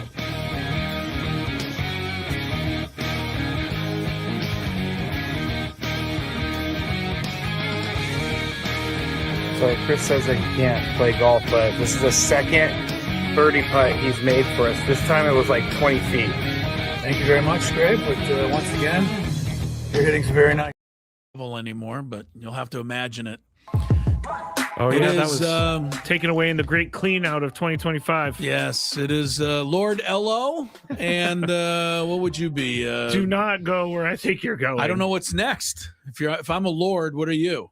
A lady? Oh, no, you're not a lady. I wasn't going to go there. A jester? I was trying to, jester. I don't want to be a jester. I want to be a knight. You're a court jester, but you don't have the right hair for a court jester. I want to be a knight. Welcome back to Gwynn and Chris. 3:36 is the time. Before we get any further, I have to throw a score at you. This is unbelievable. Nevada is playing Air Force in the Mountain West tournament right now. Earlier, UNLV beat Wyoming for you Aztec fans that are following the tournament results. Nevada's the 5 seed. Air Force went 0-20 this year in the conference. The coach was let go. Remember that whole controversy? Oh, yeah. It was a complete disaster. And we talked about why Air Force is so bad. They don't have any NIL. They can't give the kids any money. They can't do anything. They can't get transfers. I mean, basically because of the way the Air Force does things, which I respect wholeheartedly, but they should just not be in Division I men's basketball any longer. Anyway, they went 0-20. They're playing Nevada right now. It is Nevada 39, Air Force 6 in the first half. I've never even heard of a score like that. That's pretty bad. Yeah. That's pretty bad. 39-6 in the first half. Kind of like Steve Alford's chances to win this game. All right, let's get to some traffic and then never mind. What? Kind of like Steve Alford's chances. This would be a comeback of epic proportions, would it not? It would. All right, here we go. Sports Court. From the 855 Get Ross Traffic Center. Injured? Demand justice. Demand Jurowitz. 855GetRoss.com. Here's Kelly Danick. Traffic is sponsored by Creative Repipe. Couple problems here. One of them is a tire reported in the HOV lane, South 5 coastline at La Costa. Also a collision on eastbound 56 just before Carmel Valley Road. It's over to the right shoulder. Don't wait until that water leak in your home becomes a flood. Call Creative Repipe for whole house repipes. Get a 20% discount plus a lifetime warranty. Free estimates with financing available. Visit creativerepipe.com. That's creativerepipe.com. I'm Kelly Danick with Gwynn and Chris, San Diego's #1 sports station, 97.3 The Fan. Do you have a sports issue, San Diego? Do you need a third party to make a decision? The guys have put on their robes and picked up their gavels. All rise. Here comes the judge. Gwynn and Chris Sports Court starts now on 97.3 The Fan. All right. I actually received one today. So if you would like to get your sports court or some advice that you need from us, please email me, Matt. Or a squabble settled. Squabble, matt.skraby@odyssey.com. That's the best place to go. SKRAB as in boy, Y. We have a few. It's not really a sports court or sports court today, but it is court. Okay. So if you love Mediterranean food, try Spiro's for authentic Mediterranean cuisine in Coronado or La Jolla. For dining or takeout options, visit spiroscuisine.com. Do we want my sports court, my personal? I need a ruling from you, Chris, and I will accept this ruling as truth and fact. You have one that applies to you? Yes, we've talked about it in the past, but it's been a while. All right, let's bring it up. Okay, so when I walk Lucky and sometimes the other dogs, I have 3 dogs at some points. Your parents have 2, you have Lucky. I have Lucky. Okay. So sometimes I'm walking 3 dogs. Okay. When I'm on the sidewalk and someone is walking on the right side or on the same side of the sidewalk, but they only have 1 dog and they're coming at me. Yeah. Who has the right of way? And keep in mind, I am walking the correct way down the street. They're walking the opposite direction. Doesn't even really matter to me. If you have 3 dogs and they have 1, it's much easier for them to move aside for you, seems to me. So your ruling is that it's their responsibility to move out of the way. Unless their dog is somehow bigger and meaner than Lucky. Their dog is a small dog. Then they should move. It's like a pug, I think. Yeah, they should move. But they don't. And is it the same person you run into often? Yes, I'm starting to get really angry. Has Lucky gone after the pug? No. Lucky wants to play. That's what he wants to do. So what's the problem? The problem is your leashes get intertwined or something? Sometimes, yeah. and sometimes that little pug is annoying and starts barking at everybody. Yeah. But every single time I see this person coming down the street, I'm like, you know what? I'm not moving today, because I started moving and then it got crazy because the dogs get all tangled in their leashes. But this person will just play chicken with me. And so the other day we played chicken.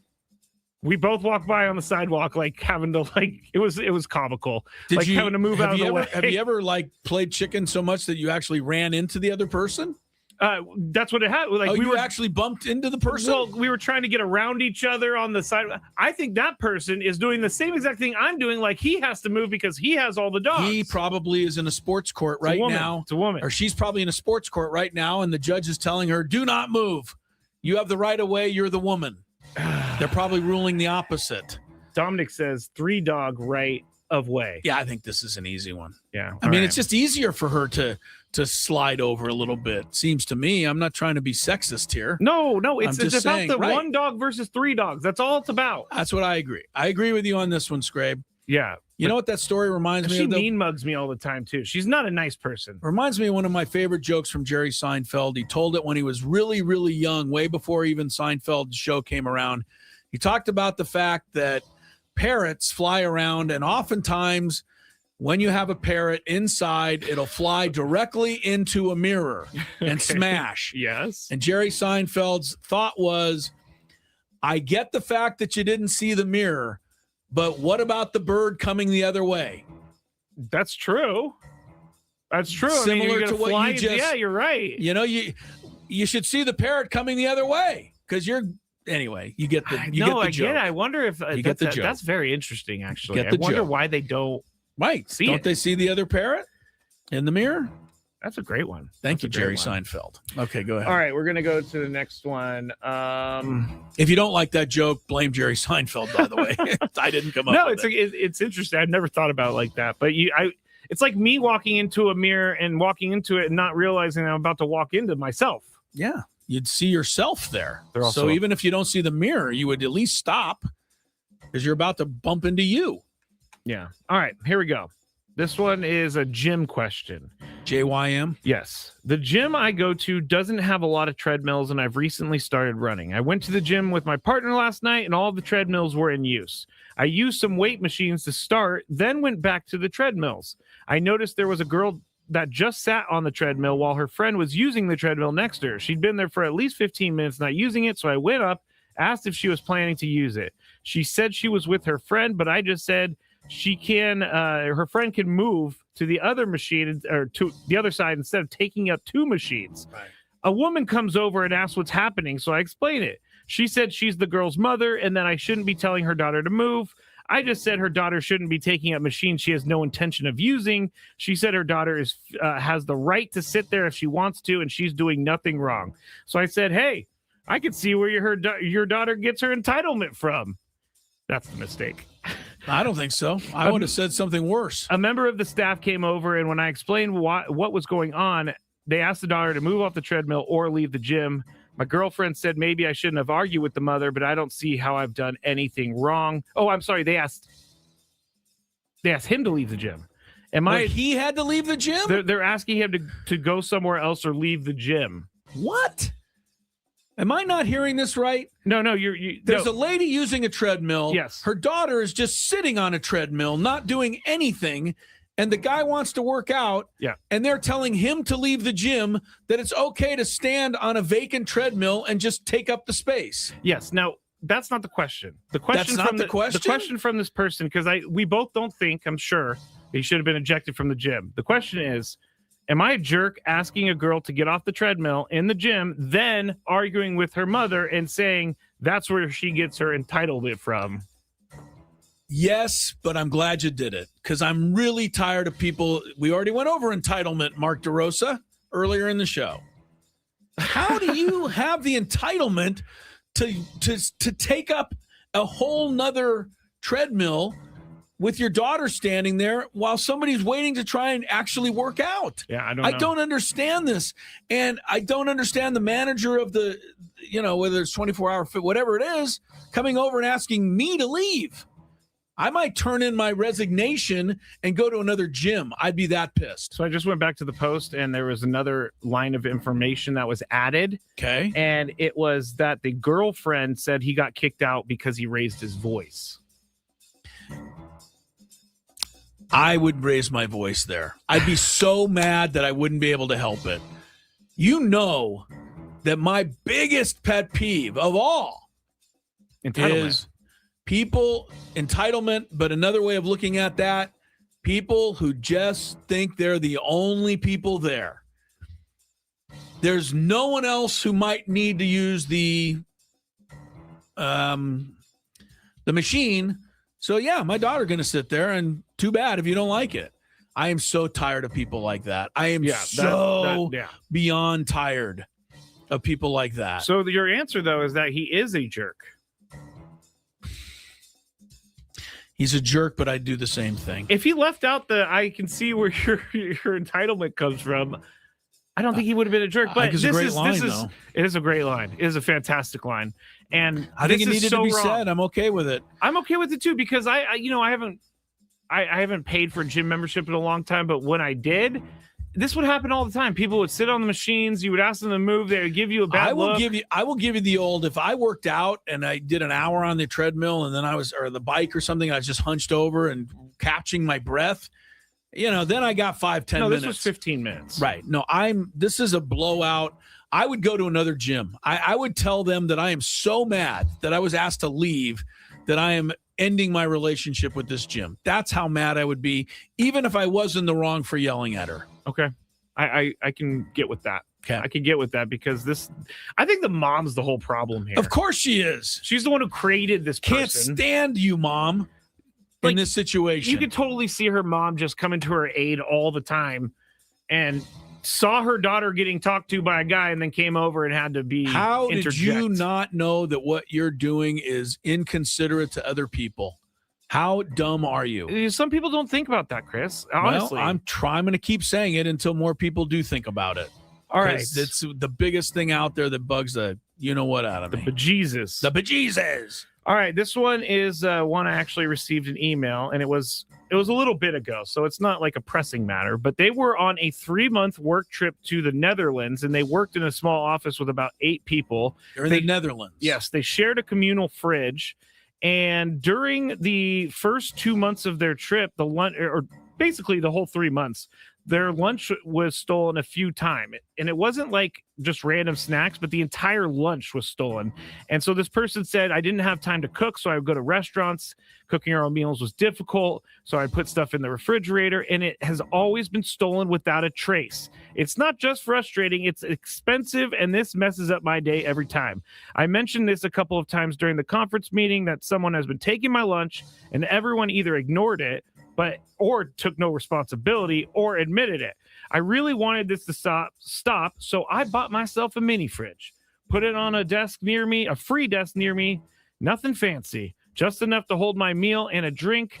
I also put a lock on it. People are asking me now, can they use my mini fridge since it's closer than the communal fridge? They want a lock. Oh, she has a lock on it. Anyway, is this person a jerk? Because what was the whole Netherlands part of it for? That's where they're working. They just said they were working in the Netherlands and they had to go for 3 months. Yeah, that threw me off. Okay, well, basically, they bought their own fridge because their own fridge their food at an was being office stolen. because they were tired of their food being stolen. Now set it up, and now everybody wants to use it. Yeah. I guess I'll go first. You tell them. You know what you do? You go out and you get a second lock and you put that lock on there, and maybe even a third lock. Because if someone is stealing your food and no one will admit it, this is well within your right to do. You are able to have your own fridge. Now, if it's on someone's desk and someone needs that desk, you got to move the fridge. Well, the question is, should this person share their private fridge with other people? Answer is no. This is your fridge, and the reason you have been pushed to this point is because your lunch was stolen, and when you tried to handle the situation, no one cared. Wow. Yeah, that's really on the people even asking you. That's what, they're putting you in a tough spot. That's a terrible position to be in. It's my own fridge. I'm paying, it's my thing. I got a lock on it. No, you can't use it. I have to be hardcore here. And the reason I have to be hardcore is because when I've had a community fridge, my food gets stolen all the time. Yeah. Sorry. Throw a bunch of sorries in there, but tell people you just can't share it because you're tired of losing your lunch. I know it's hard because what happened? I lost my lunch. And they said it ruined their day. That would ruin my day too. I remember when I agree. When you're at work for 8 hours, now you got 4 more hours till you eat. Sure, it does. It reminds me of the time that I went to the fridge in here. Hurry up because I'm getting hungry. I'm going to run to the fridge and make sure my lunch is still here. I went to the fridge here. Someone had stolen my little snack pack, and I don't know who it was. Delicious. I still don't know. I knew it was you. I knew it was me. I knew it was you. Apparently, people think this person's a jerk. So. Rod Dedrick. Told you the Rod Dedrick story. Was that? I know I did. Rod Dedrick. Rod Dedrick was in our fraternity, kept eating everybody's food. Yes. What did we do? We made dog food burritos. Yep. And you dressed them up with lettuce and cheese. Oh, my goodness. And put them right in the middle of the fridge. Oh. Heck yeah. That may stop people. Someone said blame Braden for eating my snacks. All right, last one.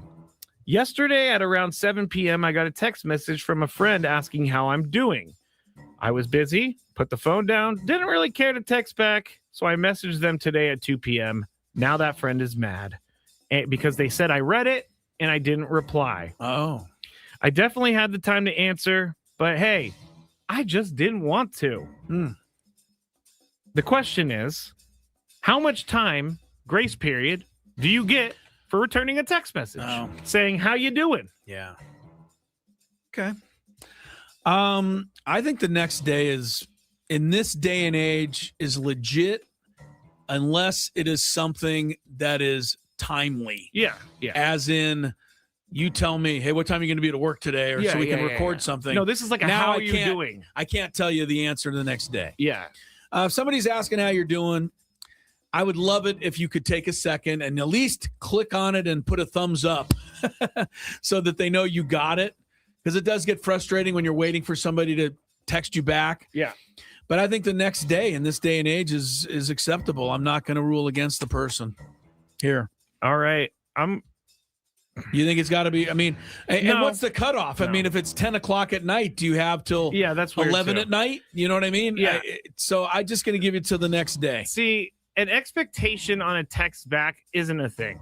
I also don't think you should ever send a text with expectations. Send a text because you want to tell somebody something and you want to say hello. If they don't say hello back, you take it under advisement from there. Now, I am someone who sometimes forgets to respond. Sometimes it takes me a couple days to get back to you. It's not on purpose. On the weekends, I kind of just ditch my phone a little bit. On Sundays, I haven't been using my phone. It does happen. I caught on. You know what happens to me, Skrabe? What? I will be typing a text return to somebody. And you forget. And then I won't hit send because something else on my phone happens. Yeah, I get it. And then I go through the whole rest of the day thinking I sent it, right? And then I return to that conversation. Yep. And I'm like, oh, I never sent that. Thank you. Yeah, I do that sometimes too. And sometimes that can be 2 days later because you think you've done it. There's been times where I've needed to deliver some show information to you guys, and I type it out, but I'm going to give them the benefit on the doubt. Yeah, if you send a text, look, texting world is really convenient. I get it. It's also but it's got a lot of issues that go along with it, not the least of which are people take things the wrong way in texting.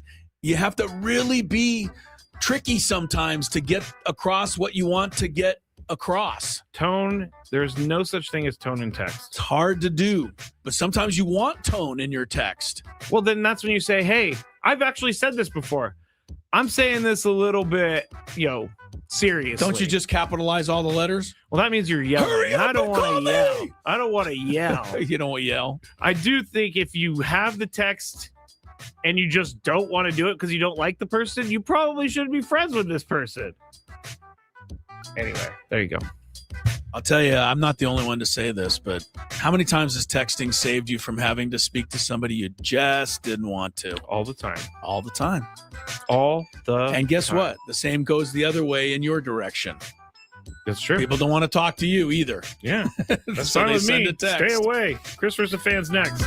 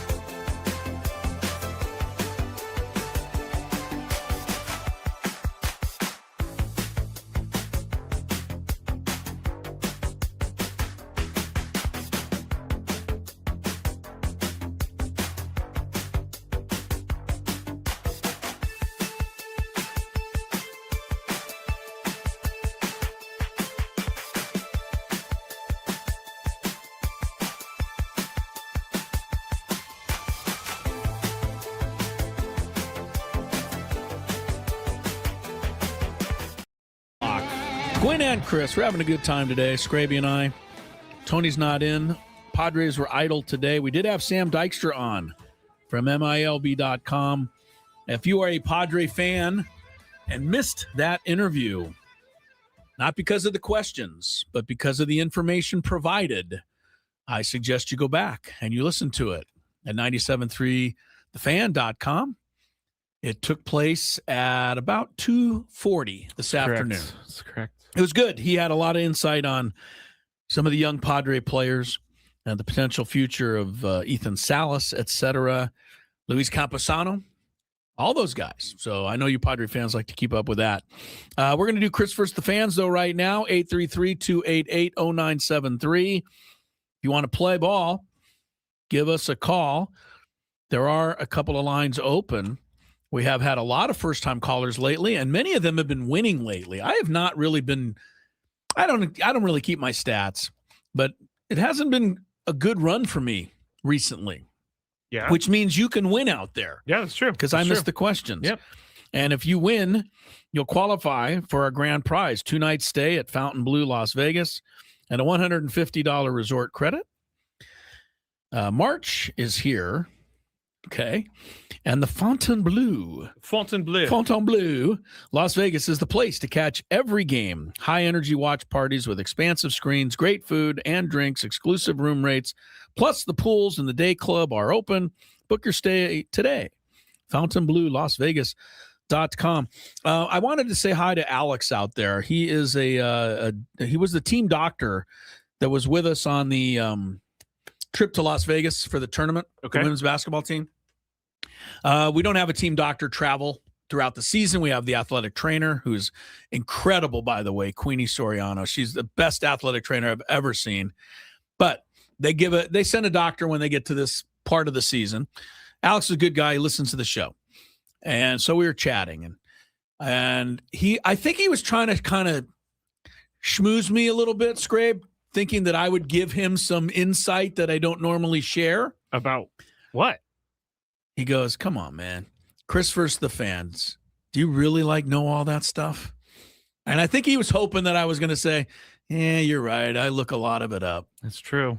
But I'm not going to say that because I don't look it up, Alex. Nice try. Nice try, though. I like how he tried to. He was trying to kind of schmooze it. Yeah, trying to get me to admit it. And I'm like, no, I'm not going to admit that because I don't do it. I don't know how I know all this stuff. I just do. Let's play Chris versus the fans. If you had one shot, one opportunity to take down the human almanac himself, howdy do. Now is your time. Listen to me, this guy is dangerous. Now is your opportunity to win a prize. Well, I hope you know what you're in for. Chris versus the fans starts now on 97.3 The Fan. All right, I gave the prize before Skraby gives you the rules. 49ers just traded for somebody whose name I cannot pronounce. Me neither. Okay, so you saw it? Zua or something? I don't know. Okay, so you saw it. Yeah, it just came down on my phone. All right. I like it. It's a nice trade. How do you know? You know who the hell this is? Because when I clicked on it and I read it, it said one of the most, one of the most consistent players in the defensive line in football. Oh, all right. Well, we'll get into that a little later. Because you look at their you look at the defensive lineman stats, and you're like, doesn't 28 tackles and 3 sacks. It doesn't give you much. It's like, what? Yeah. Okay. But, all right, 49ers trade, we'll talk about that. It was with Dallas, so I know a lot of Dallas fans out there. Dallas has been But also, coming up in the next segment, after Chris versus the fans, we have something for all you dog owners. Oh, yeah. That you are not going to believe. If you own a dog, you have to know about this. And I'm assuming that most of you don't. This is what I need to use every time. I'm assuming most people do not know about this. I had no Wouldn't idea you say? until today. Right. Me neither. So if you're a dog owner, you cannot miss the next segment. But first, the rules. Give the rules. You have to make it through 3 questions. Each question will get more difficult. If you get the question right, you move on. If you get the question wrong and Chris gets it right, you're eliminated. But if Chris gets it wrong, then you move on to the next question or you win. If you're a first-time player, let us know before you get into it, and you'll get that question for free today. Very good. Let's go to, you know what? We're going to have to, they have been very good. Brandon is back. I like Brandon. Hello, Brandon. How you doing, guys? Pretty Very good, sir. Pretty good. All right, Brandon, here we go. Question number 1. Where's Brandon from? You didn't give him a hometown. It says El Cajon, but I don't know. I don't give anybody a Say hometown. El Cajon. Give him a little credit. Are you in El Cajon right now, Brandon? I am in El Cajon right now. Okay, so Brandon from El Cajon joins us. Darn right. All right, here's the first one. Which pitcher, how do I ask this because it was one for last week. Which Padres pitcher made a spring debut on last Friday? Was that Walker Buehler? Yes. Brandon had no trouble with it. No, I wrote that last week. So you could have just said which Padre pitcher pitched yesterday. It would have been the same question. Could have tried. You know what? Next time I will, Chris. Yeah, just say, Next you know, time I will. it would have made perfect sense. It was a 1-point question anyway. Yeah, it was. Let's go with this one.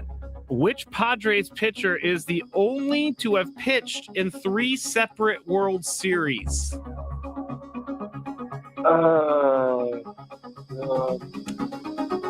Padres have only been to 2. No, I'm not saying they were on the Padres. I'm just saying. But somebody who once pitched is for on the Padres roster now. Oh, somebody on the roster now. Yes, someone on the roster now. See, and that helped you out, Brandon, because I thought it was just like in the history of the Padres. I'm like, oh my God, how am I going to? No. On the roster now. So you were looking for a Padre pitcher who's on the roster now. Who's pitched in 3 World Series. Who's already pitched in 3 World Series. Correct. I don't think Darvish made it to the Rangers' first couple. I know he was with the Dodgers in 17. Musgrove only got there. He's thinking it through here. Who do you want to go with? You want to go with Darvish? Would you go with a trick question, Skraby? And give Skraby would. I don't think it's a trick question. Skraby is a trick question waiting to happen. Let's try Walker Buehler again. Let's try it again. It was Walker Buehler. He's the only guy who's pitched in 3 World Series. Very good. Pitched in 18, pitched in 20, and then 24. So Walker Buehler, both answers. I feel like that was that a trick? No. Okay, trick good. question. He's All on the Padres. He's pitched in 3 World Series. Now, the only issue I have with that is did you look at every other pitcher's entire repertoire to make sure that no one else has done it? Within the Padres roster now? Yeah. Yes. Did you look up like Wandy Peralta? How many World Series? Well, the Yankees didn't go to 3 World Series while he pitched with them. Joe has only pitched in 1 with the Houston Astros, and then you got Darvish pitching 1 with the Dodgers.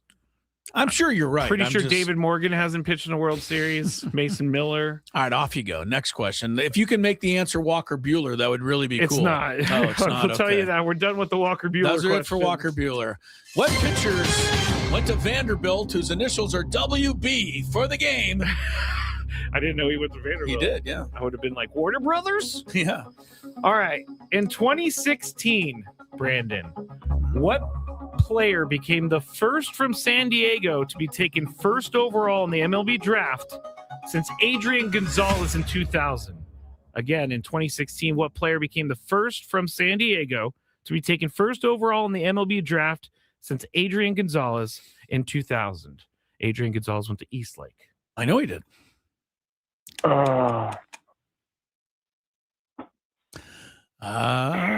He's thinking.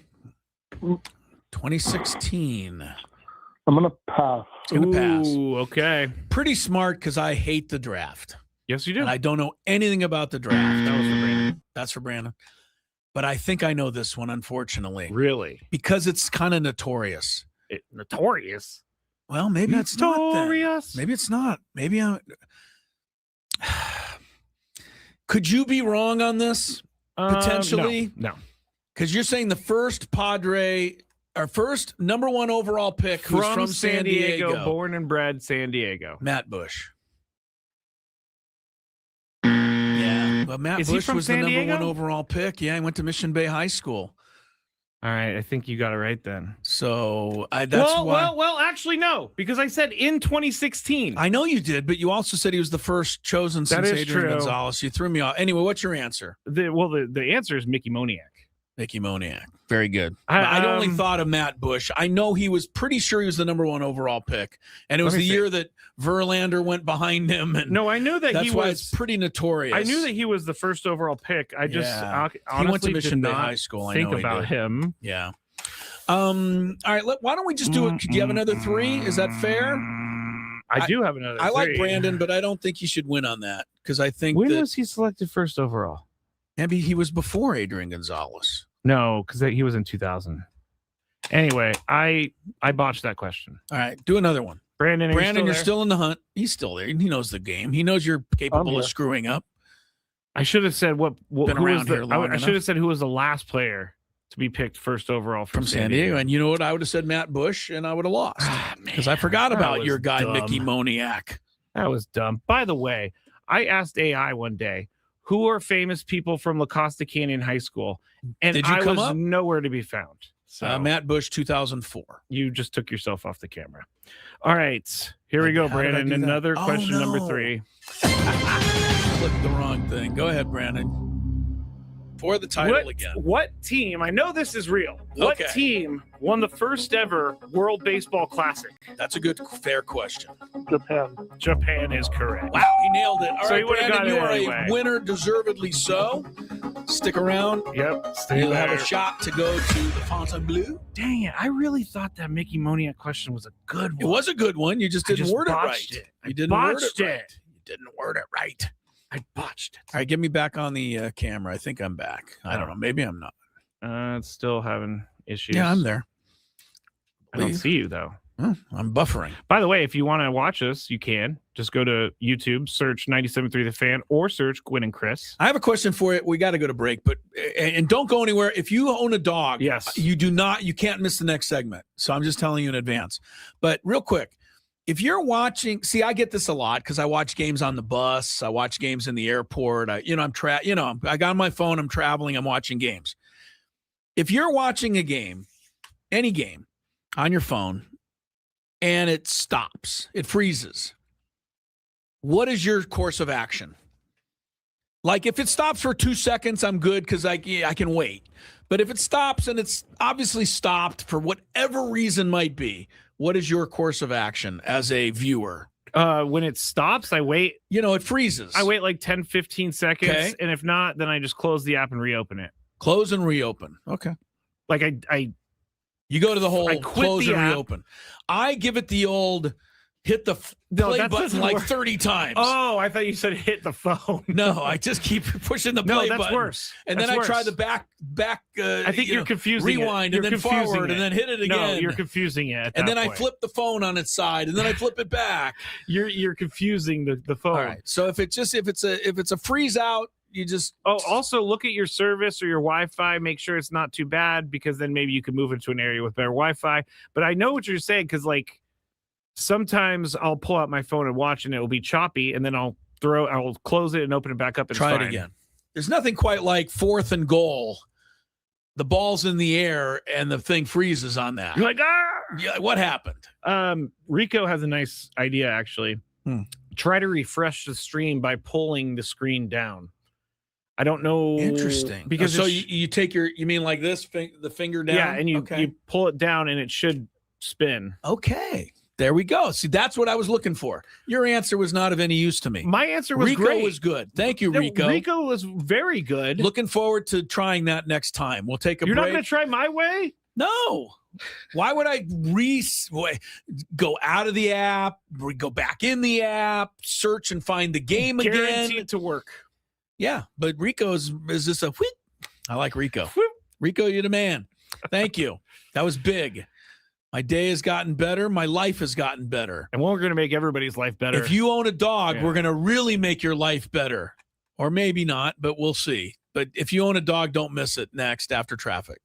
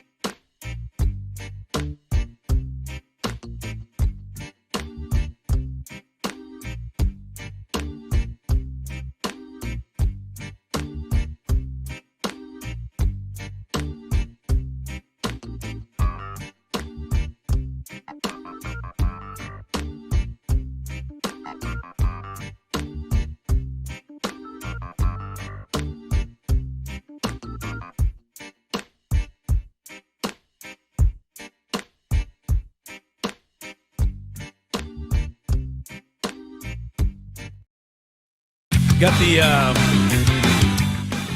the pride of Baton Rouge, Louisiana. Aaron Nola. Play for Team France, being from Baton Rouge.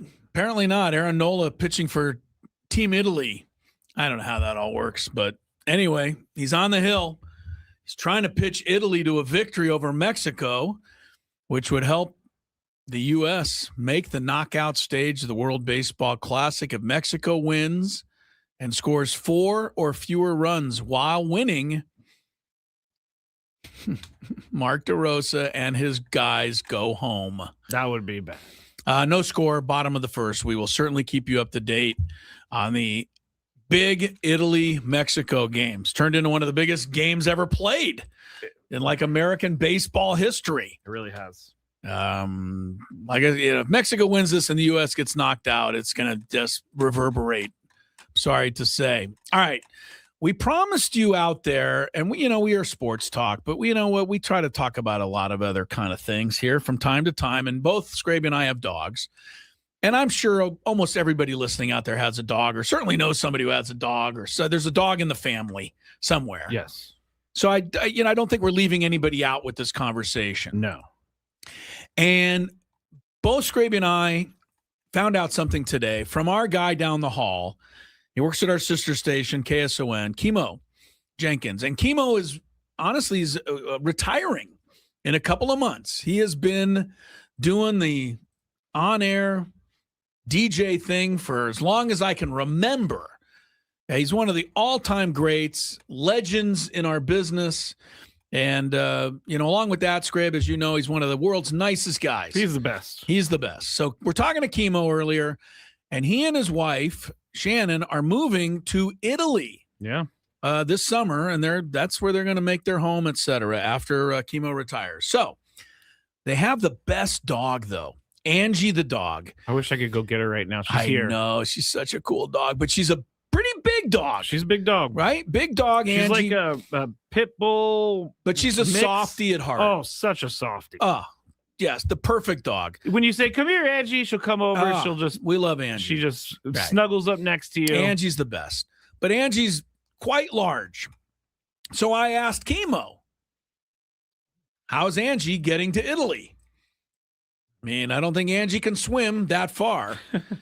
And my first thought was, well, I'm sure they're going to fly her over there, and you got to be underneath the plane, and that sucks. Yeah, that's what I thought too. But that's the only thing you can do. That's all I know how to do. Guess what, dog owners? It's not the only thing you can do now. Within the last year, a new company was actually founded in 2024, so it's just a little more than a year old. It's called Bark Air. That's right. B-A-R-K Air. Bark Air. Chris said this earlier, and I was like, oh, that's really funny. You thought I was joking, because I thought Kimo was joking when he told me. His wife, Shannon, has already purchased tickets for her and Angie to fly over to Italy on Bark Air. It is the world's first dog-first airline. I'm reading this. It offers luxurious, stress-free flights designed entirely around your dog's comfort and well-being. There's a picture of the cabin here, Skraby. It looks awesome. It looks awesome. The dog is like leaning over the seat, looking down the aisle. He's the most relaxed dog you've ever seen. Like, look at this dog. It's sleeping in a bed next to a human. Well, I don't know if you can get that on the screen for those who are watching, but if you want to look this up, look up Bark Air. They basically fly out of New York, L.A., London, those kind of say they're working on more cities as they go along. You don't fly like in a plane that you and I are used to. You fly in a Gulfstream jet, and they have cabins that are configured to accommodate up to 10 people traveling with their dogs, even though once in a while the aircraft, it says, can even seat more. Dogs of all sizes and breeds are welcome. The human being must be over 18 years old. I wanted to let everybody in on this possibility that might never before have considered flying their dog anywhere. Well, because you don't want to put your dog underneath the plane and the cargo. No, I just can't imagine anybody would want to ever do that. I have a massive fear, Chris, of like the everybody oxygen does. Being taken out of the Everybody does. Everybody does. So I'm not a spokesperson or being paid by Bark Air. I wish I was. Yeah, me too. I'm doing a hell of a promotion for them. I will say one thing, if you want to look it up and you go to Bark Air, I think they're the only company doing it from what I can find online. It's going to cost you. It is going to cost you. This is where I drop out. Yeah, this is where the dog is not flying with me. But for those of you living in Fairbanks Ranch, Rancho Santa Fe, La Jolla, I'll fly you around with a dog if you want me to. Yeah, it's going to cost you, but oh man, Jaron Duran just robbed Vinny Pasquantino of a home run. I love when baseball class. I know you hate interrupt me because people can't see it. Well, I explained it. Bark Air. Bottom did you line. say the price yet? No, I'm not going to say the price. Oh, okay. I'm going to let you find out for yourself. It is really expensive. I would have to take out a loan. It's really expensive. But I think for a lot of people out there who had never considered being able to ever fly their dog anywhere because there's no way they're putting them under a plane, guess what? There is an option for you. Now, you asked a very good question that I cannot find the answer to. Yeah, well, let me read a couple more things because we have a minute more. They have spacious seating. You sit with your dog, right? They don't have the dog elsewhere. You're sitting with them.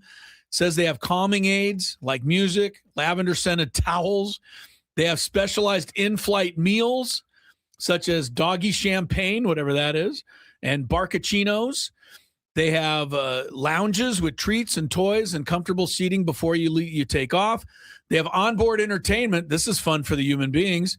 Videos of squirrels, birds, and other engaging content. Okay, that would make my dog run around like crazy. Well, they're giving it all to you, but your question is the same one I have. I can't find the answer to it. Where do you take the dog for a walk? No, well, not that. It's where do you take the dog to go to the bathroom? That's the same thing. I didn't want to say it. Obviously, yes. Where are they going to go? You can't step outside. It doesn't say it's anything. It's a 6-hour flight, maybe further to Italy. Buried in the FAQ. Okay.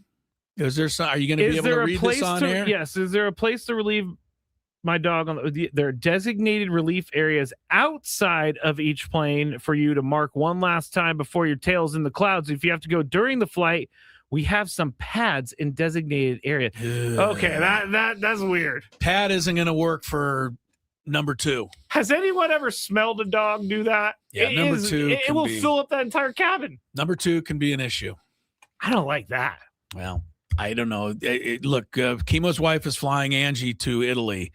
Angie will have to go at least once, I would think, on a 13-hour flight. They also say, how many dogs and people will be on my flight? On average, our cabins accommodate 7 to 9 humans and 7 to 9 pups. I read that. I know, but what I'm saying is that's at least 7 dogs going to the bathroom. Yeah, that's part of the deal. I think, I'm just guessing. Why don't you write on the chat, if you think you can afford it, is it something you would want to do? I think almost everybody would want to. Yeah. It beats putting them underneath the plane. Yes. It just has to. Yes. Very much so. All right. Check it out. Bark Air. But be ready for the sticker shock when you get to the price. Hey, you learn all kinds of cool stuff on this show. Yeah. And Italy just scored. I think take a lead over Mexico. I think Pasquantino's ball was not caught by Jaron Duran. I think you're right. It was a home run by Pasquantino in the second inning. Italy won, Mexico nothing. That's good for the Americans. So me screaming, hey, he just robbed them without actually knowing the result of the play maybe was actually totally wrong. More Gwynn and Chris is coming up with a big 5. Gwynn and Chris.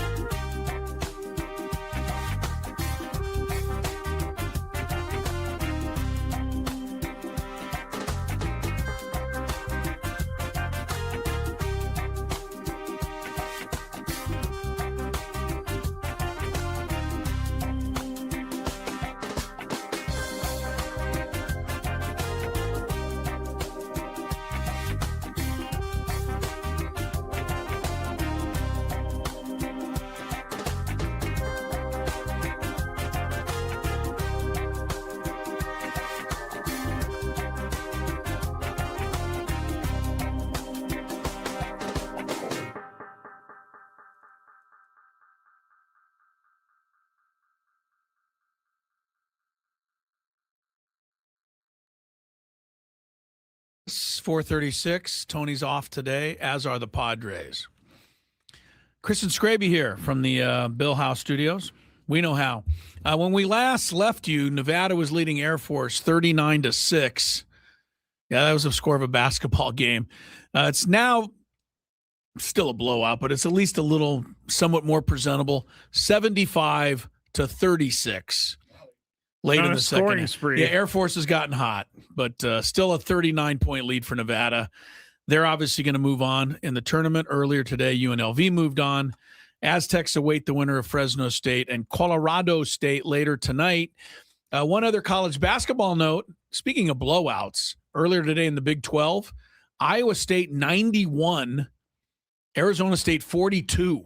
Oh. That was a 49-point rout, the second largest loss in Arizona State basketball history. Now, did they fire their coach? Yes, that's why I brought it up. Okay. Bobby Hurley was let go after the game. But I thought there was news on it last week. No, they've been talking about this for the last month, that they didn't give him an extension. Okay. Everybody assumed he was going to get let go, but there was no word on it. Now there's word. Okay. So Arizona State has moved on from Bobby Hurley. I think he ought to go to UConn and have to put up with his brother, Danny Hurley. I think the two of them deserve each other. I don't know. God, could you imagine? Could you imagine reffing that game? What's the other Hurley's guy's name? Those are it. No. What's the Arizona State guy? I forgot his Bobby name. Hurley. Bobby. Is he crazy like Dan Hurley? He's an idiot too. Okay. He's nice. He's nice. He's like Danny. He's nice when you talk to him. He's a good interview. But he loses his mind. During the game, he goes, ape crap. Can we phrase that differently next time? I can't. Otherwise, I would swear, and you wouldn't like that. That's true. Bobby Hurley and Danny Hurley. I think the two of them together would be wild. Oh, my God. It'd be hilarious. They just start fighting each other. They would. They might actually start throwing punches on the bench if they coach together.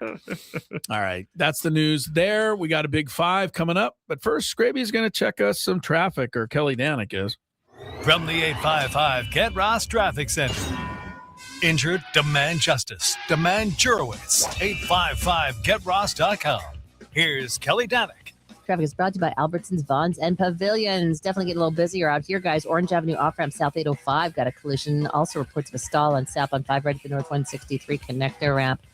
Tow truck helping to get a stalled vehicle out of middle lanes on northbound 163 before Friars Road. We also have reports of a brush or encampment fire eastbound 8 past Severn. It's over to the right shoulder. It looks like you got lanes blocked on eastbound 56 before Carmel Valley Road. An accident, emergency crews on scene. Shop Vons and Albertsons for big savings on everyday favorites right now. Signature Select whole frying chicken drumsticks or thighs, bone in, are 99 cents per pound. And medium ripe avocados are 99 cents each with membership where applicable. Shop Vons and Albertsons for more deals and savings. I'm Kelly Danick with Gwynn and Chris, San Diego's #1 sports station, 97.3 The Fan. It's that time of the show when we check on the latest in sports. Only the most important topics and questions are brought to light. Stop what you're doing and listen. These news stories will astound and amaze you. The one, the only. Oh my God, who the hell cares? The Big 5 starts now on 97.3 The Fan. You know, Chris, I've been asked about our opens recently, like our segment opens. Yeah. I think it's time for us to change some of them. I don't know if we can ever change Chris versus fans, though. I think that one has to stay forever. We've had similar opens for a while. It don't bother me, but yeah. I think we need to change. Understand that if you're asking for that out there, you're asking Skraby to do a whole bunch of extra work. So just so you know. And because I can't even remotely help you on that. I could throw an idea or two at you, but you have to be the guy who plugs it all in. And there. what I'm really bad at is making the open of the hour opens. I've been playing some of those. I like for far those. too long. I think our opens are fine, but I get what people are saying. I do too. We're coming up on year number 9. Nine. Well, we're going to have 8 years done here in April. The 8th anniversary of the show. April, whatever day it is. Like 15th, something like a like that. marriage anniversary or something. I just never remember how many years. All right. We are broadcasting live from the Bill House Studios. We know how. 1-0. Number 5. Just an update. Italy 1, Mexico 0, top of 3. Our guy, Matt Snyder, we talked to him yesterday. He ranked by the way, he had a great article about Mark DeRosa. Oh, did he? Yeah. I bet he was pleased. Pleased is a word. Our guy, Matt Snyder, ranked the top 10 rotations in baseball. And of course, the Dodgers are number one. And unfortunately, I don't think we can really argue it. However, he did not have the Padres in the top 10. Chris, do the Padres have a top 10 rotation? I'm glad you're asking me where I can actually take a look at this. Oh. Because I have all the rotations here on my sheet. I'm sorry, what? I want to share with you. For those of you watching, this is the NL Central page. Can you see this on the chat? Okay. That's the NL Central. I have one for every division, but it's every team's roster. That's a lot. But it's not much because it's only on 6 pages. Like I can tell you right now, Cubs better than the Padres on paper. Cabrera, Boyd, Imanaga, Horton, Talion. That's good. Top 10? I don't think so. Not until I see it. Strider, Sale, Elder, Lopez, Holmes, Mariner. There's a lot of good rotations. There really are. Giants have Webb and Robbie Ray at the top. Rockies, Freeland, Dolan. No, I'm kidding. Tigers have Skubal and Framber Valdez. Framber Valdez, and also Jack Flaherty, and also Justin Verlander. Yeah, that's pretty deep on paper. No, I don't think Padres are top 10, but I hope they are. I think they can be, based on what Michael King's year was like last year, based on Musgrove recovering, based on Pivetta, can he do that again? And based on uncertainty, still at number 5 until we see it, yeah, I think out of the top 10 is fair. Okay. But let's revisit this in the middle of May because we could be in the top 10 by then. I do agree with you. They're not in the top 10. I mean, if we're talking about Walker Buehler or German Marquez for number 5, the first 3 are great. And by the way, Joe Musgrove, arm soreness, we won't hear anything today because they're off, but we still don't know what the extent of that is. So if he's out, that definitely takes him out. Kevin Acee termed it correctly today. He said it's not anything to panic about, but it's also not insignificant. I think that's right. I think that's where it is. I think he's right with that, but I don't like it. Oh, I know. It's one of those. It's either, nothing to it or it could be something to it. Yeah. Oh, great. Better hope it's the first. Everybody say good things for Joe Musgrove out there. Number 4. I need him.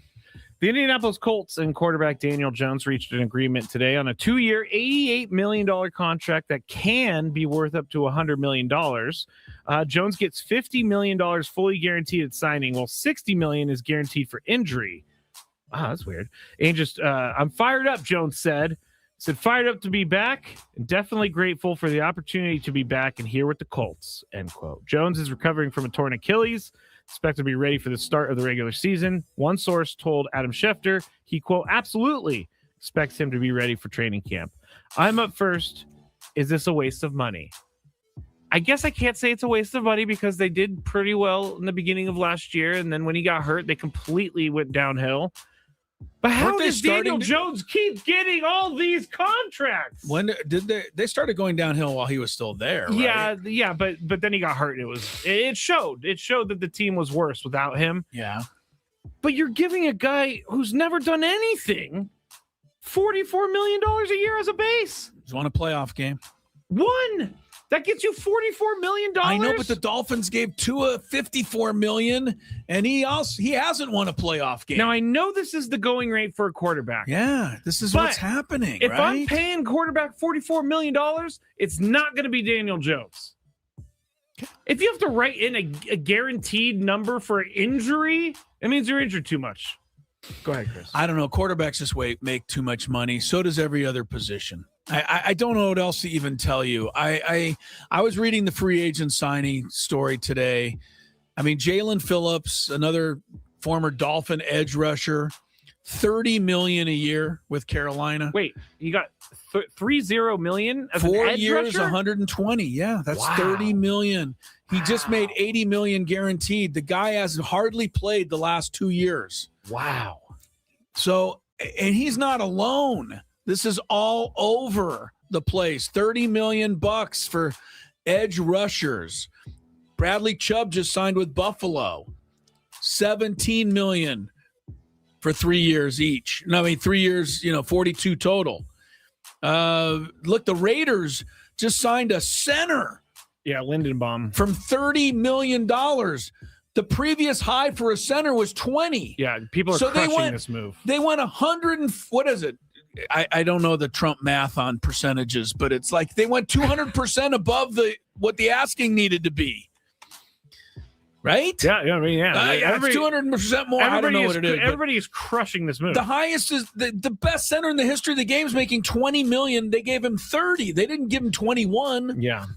So and that's why the Raiders don't know what they're doing. Yeah, I think 44 is $2 million for the Colts, and I don't think Jones is ever going to be all that. I think we saw the best of him for about 6 weeks last year, and it didn't really sustain. It didn't. Katrina says, I've won as many playoff games as Tua. Can I please have $40 million? 54. All of us. Sorry, Katrina, $54 million. That would be nice. That's what the Dolphin tab is to the Falcons this year. Wow. $54 million. Wow. Yeah. Number 3. Syracuse fired men's basketball coach Adrian Autry today, bringing an end to his 3-year tenure in charge of the Orange, in which they did not reach the NCAA tournament. Where was he when Buddy Boeheim was around? Their season ended yesterday with an 86-69 loss to SMU in the first round of the ACC tournament. They lost 6 straight games to end the season. They finished 15-17. Coach Autry said, quote, I don't shy away from the job that I did. I'm harder on myself than anybody. I didn't get the results that we wanted, end quote. So, Chris, we talk about coaches not getting a full opportunity to do things. Is 3 years enough? It's on the border. I'm tired of it all. Somebody's got to lose these basketball games. You know what I mean? Like, Kansas is going 28-3 every year. Duke's going 29-2. UConn's going 30-1. Gonzaga is going to lose 2 games. Somebody's got to lose to these guys. Yeah, true. It is so tough. Every coach that is, out of the NCAA tournament, this is why I think the coaches would love to see the tournament expanded. Yeah, because they can get in and say, hey, I was in the NCAA tournament. Resume builder. But nobody else wants it to be expanded. I mean, look, I read tweets this year that called for Brian Dutcher to be fired because this year sucked. Yeah, that's crazy. So if he's getting people to say that, Syracuse, which is a pretty proud, tradition there, 3 straight years, a long time for them to not make it. I think 3 years is about the number. You got to give at least 3. I'm going to get crazy mad when you go 1 or even 2. Yeah. But also understand part of this is what we don't know. How much money is Syracuse giving these guys to succeed? Because that's what it's coming down to now. True. You can coach the greatest coaching job ever. But if you're at, NIL school getting $1 million to work with, and you're trying to beat UConn's $32 million to work with, that's not a level field. You can't fire your coach for losing to UConn. Yeah. You got to find a way to get him more money. That's what's happening in college basketball now. Brandon makes a good point. I mean, he replaced the legend in Jim Boeheim. So yeah, it's tough. It's tough. My opinion, 3 years is enough. What Chris said, we can move on. By the way, final score in the Air Force Nevada game, 80-45. I tell you that because Nevada was favored by 39 points. They did not beat the spread because Air Force outscored them 9-0 in the last 2 minutes of the game. Wow. That is how you lose a bet when you're up 50 points. Yeah. But you end up still losing if you bet Nevada. That's why I don't cautionary do tale. Those big cautionary spreads. tale. Those things are tough. Yeah. All right. Number 2, we have an idea of what Kyler Murray. We have an idea of where Kyler Murray is headed after being cut by the Cardinals this week. Per ESPN's Adam Schefter, the Vikings are considered the overwhelming favorite to sign the former Cardinals quarterback. They have officially released him, and now that he's free, the Vikings are considered the overwhelming favorite. The words being used, I'd be shocked if he's not a Viking. Okay. So I'm up first. Would this make the Vikings a playoff team again? It depends on which version of Kyler Murray you get, but my best friend Kevin O'Connell is going to get him into shape. I do think this is a playoff team because their defense is good enough. They got Justin Jefferson. They got some pieces on offense. Kyler Murray being able to move around. He's a veteran. J.J. McCarthy can learn a little bit more. J.J. McCarthy proved to me last year he is not ready for the NFL starting quarterback job. But Kyler Murray will at least give you a chance. And that's not what J.J. McCarthy was doing.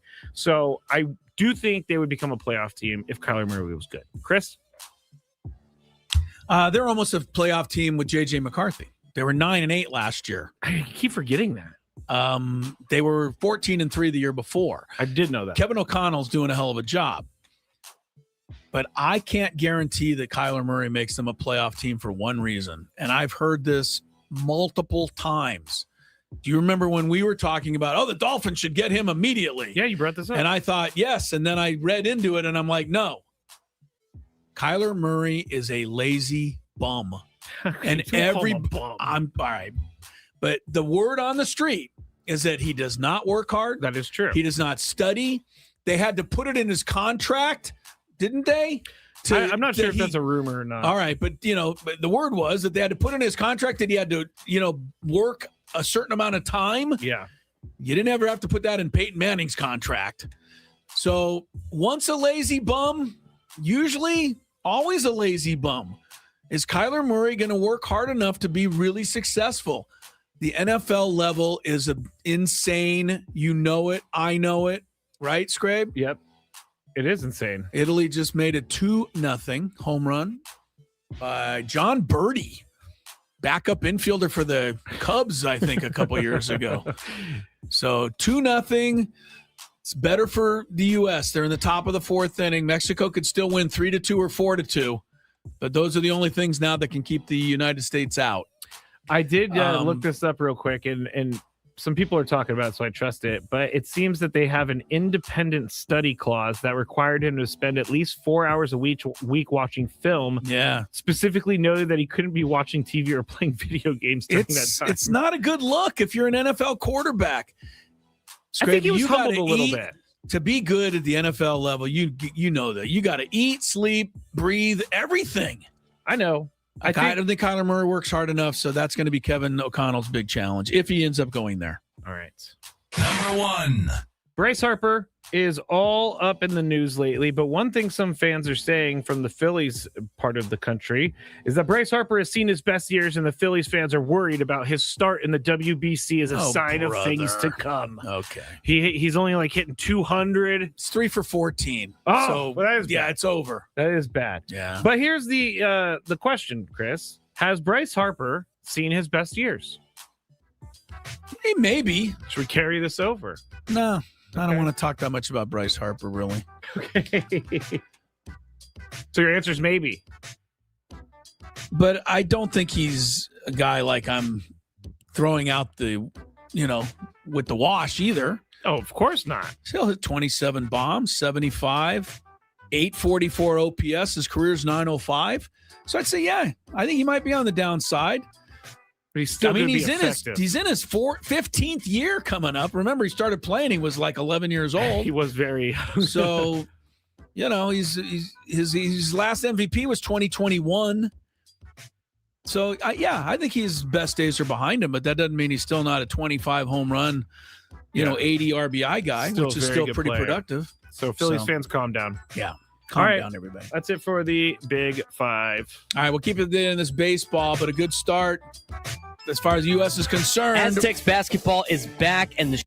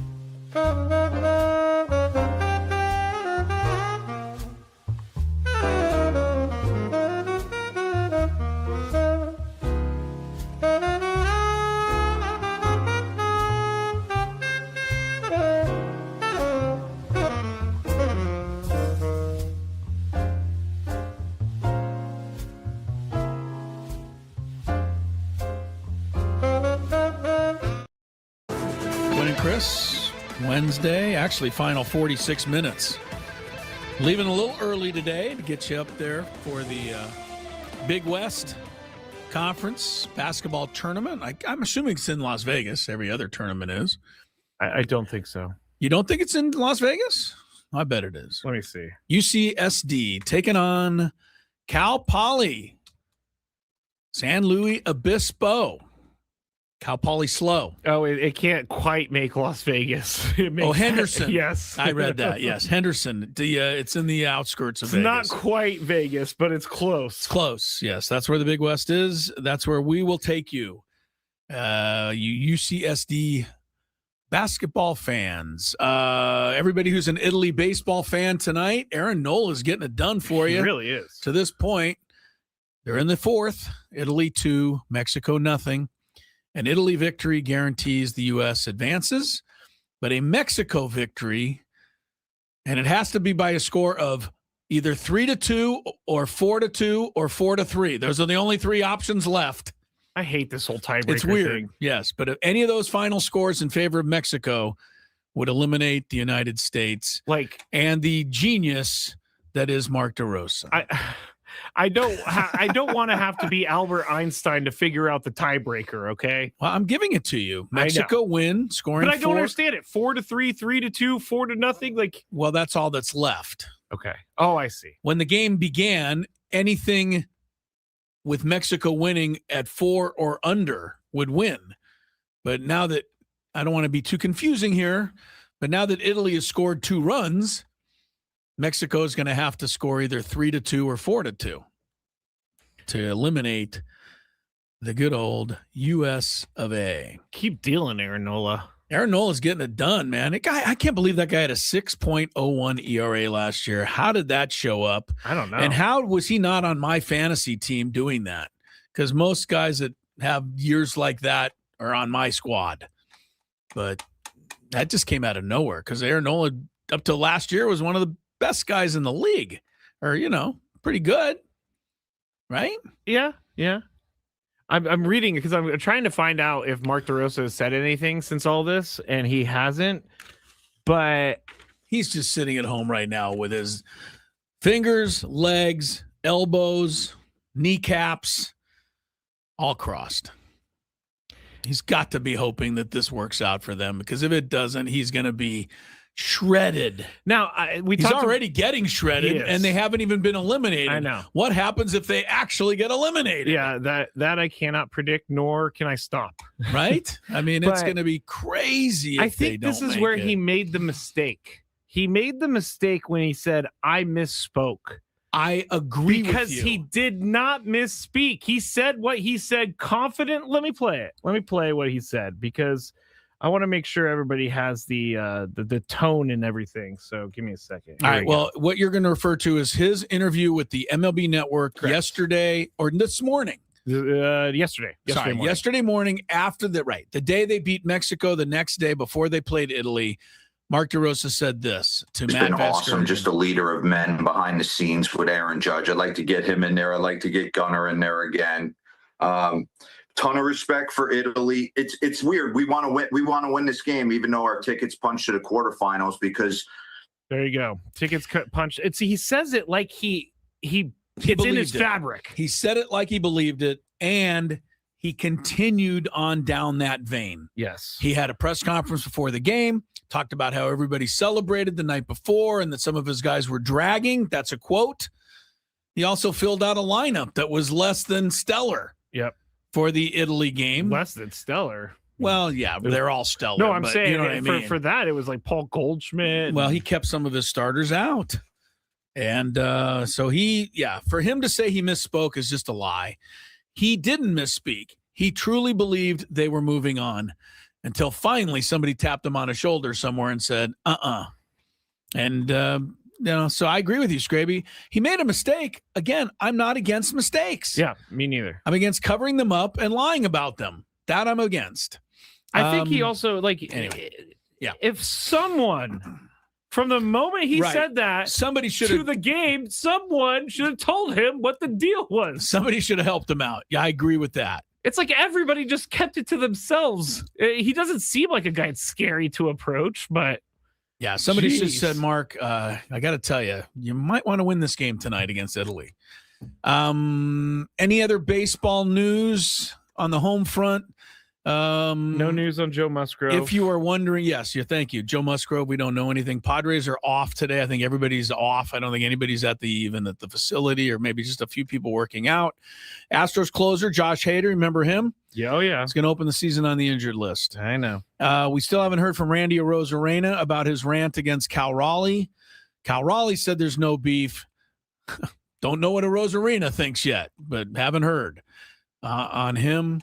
And Those are the good baseball things. Let me give you a couple NFL notes. The big news, Trey Hendrickson goes to the Ravens now that the Max Crosby deal fell through.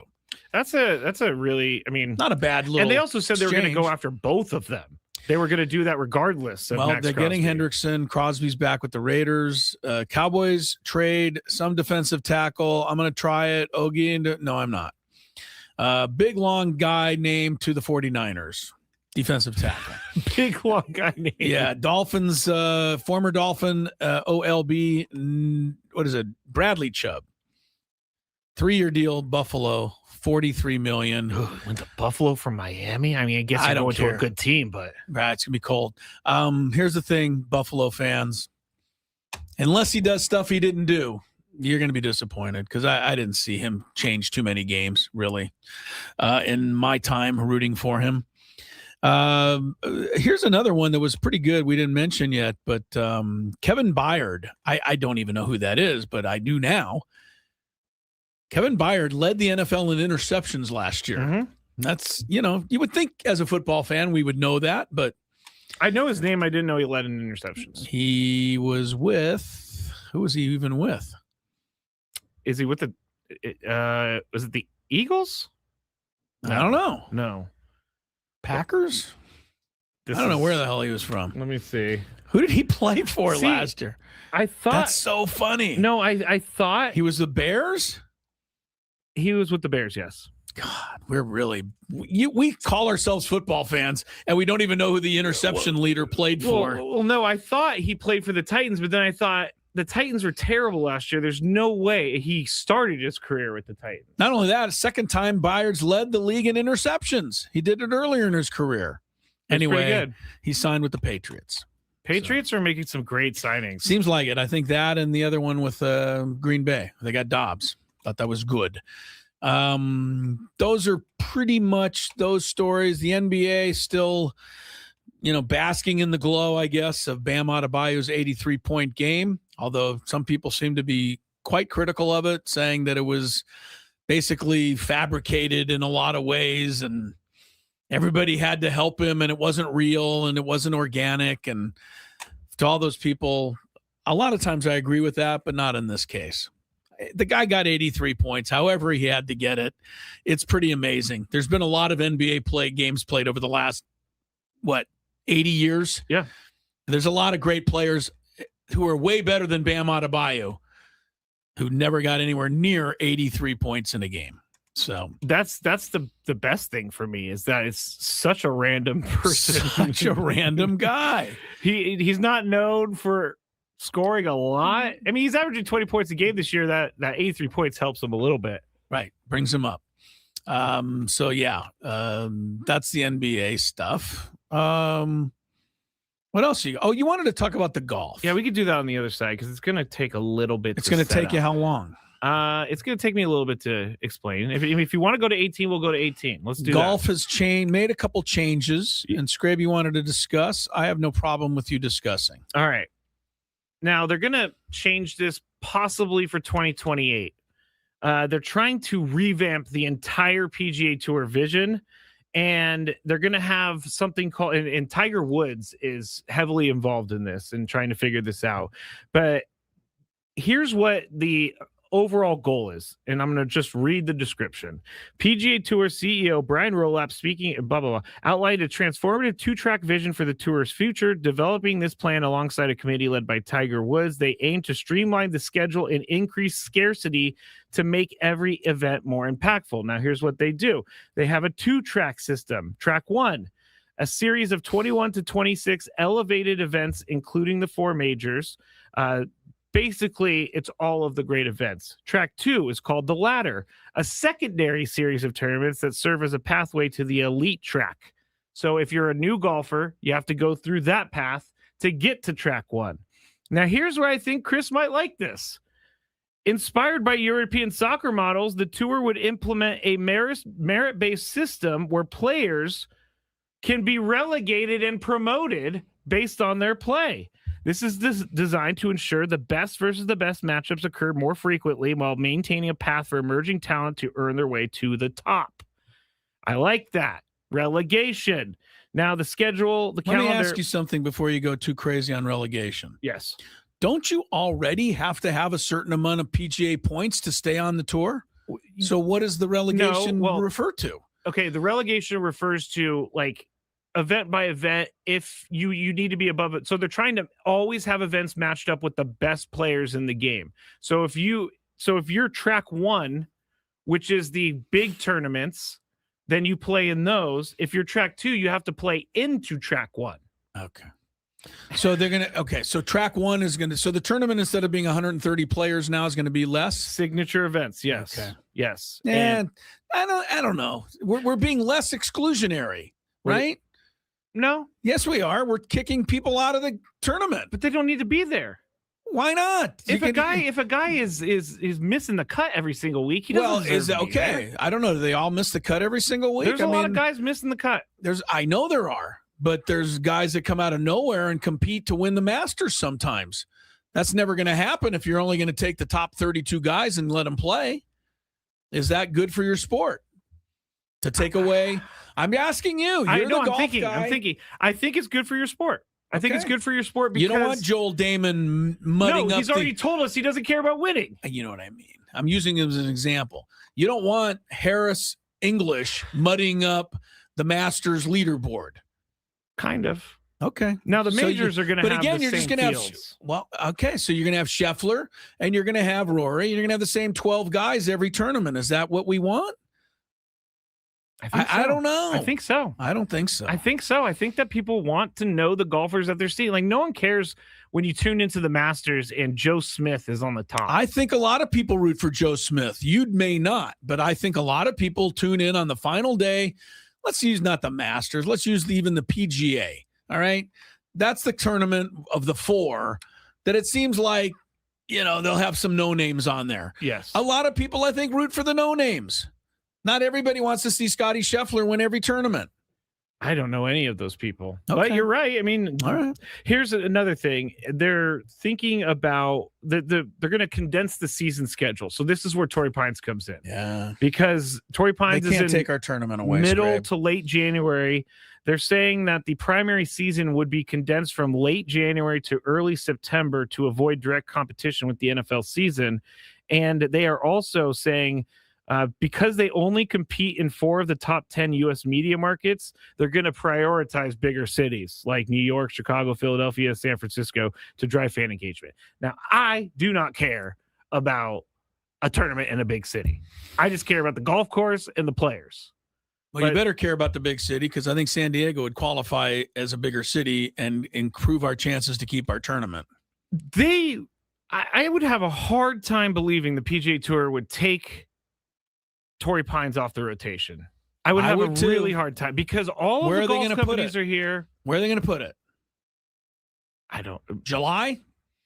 That would be nice. July's a nice time. I'm asking you. I don't know. I think January is the perfect time for Torrey Pines. But they're not going to have any tournaments in January. Maybe it's the first one of the year. Who knows? Okay. But they're really trying to change this to reinvent golf. So they need to reinvent golf? Is that because of LIV or is that because they just think golf is getting stale? I think they think golf is getting stale. And I do think that LIV is pushing them into some of these things because LIV, although most of the things are not great, they have had some things that people like. It's kind of like the format. I hate the format. I hate the shotgun start. The LIV format.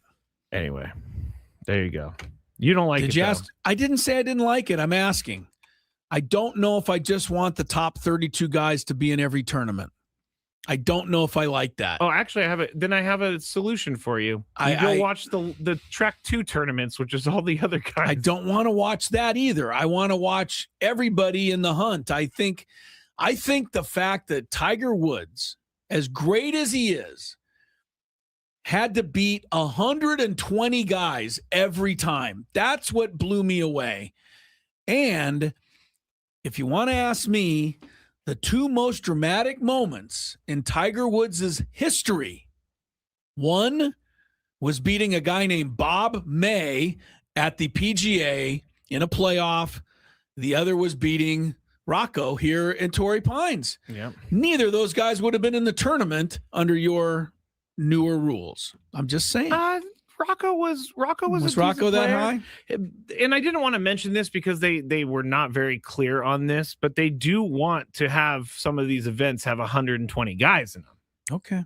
But they haven't finalized this, ironed this out. But knowing that Tiger's a part of it makes me feel a little bit better. Anytime Tiger's behind something, it's got a real chance to work, for sure. Except for his indoor golf league. That thing is a disaster. I saw some guy get a hole-in-one the other day. That's awesome. Great. He got it on a screen. I think it's probably so harder. Stupid. It's probably harder to do it on a screen. Dumbest thing ever. Life. It's dumbest thing ever territory. All right. By the way, if you're on your way to the soccer tonight, good luck to SDFC. They play the first leg of their CONCACAF this evening against Toluca. Should I go through some of the stuff on the other side? Sure. We're going to have our soccer guy on tomorrow. So if you are at the match tonight, make sure you tune in tomorrow. We'll get our report on that. But I find this weird, but I'm not a soccer, totally, into the soccer world yet. I do find it weird, though, that in the middle of your season with a game last week that you won again over Kansas City, you're 3-0, and a game this Saturday, you're stopping to play in a tournament on Wednesday. Yes. That's weird to me. I struggle with that, but that's what they do in soccer. So I got to get used to it. Chris, come on, figure it out. I know. I'm with you. It's been interesting, but I'm enjoying learning about soccer. We are, and I hope that if you're at the game tonight, they pass a couple of balls into the meat wad. Pass a couple of balls into the meat wad. All Gwynn right. and Chris comes back after a check of traffic. From the 8-5.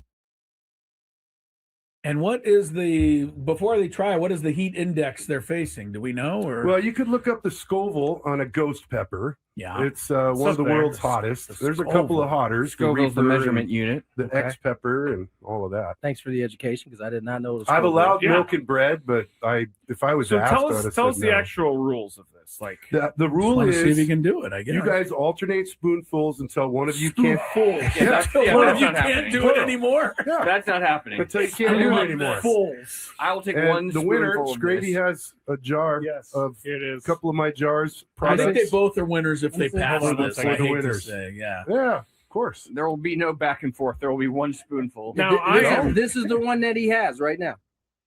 The 38? Maybe. Okay.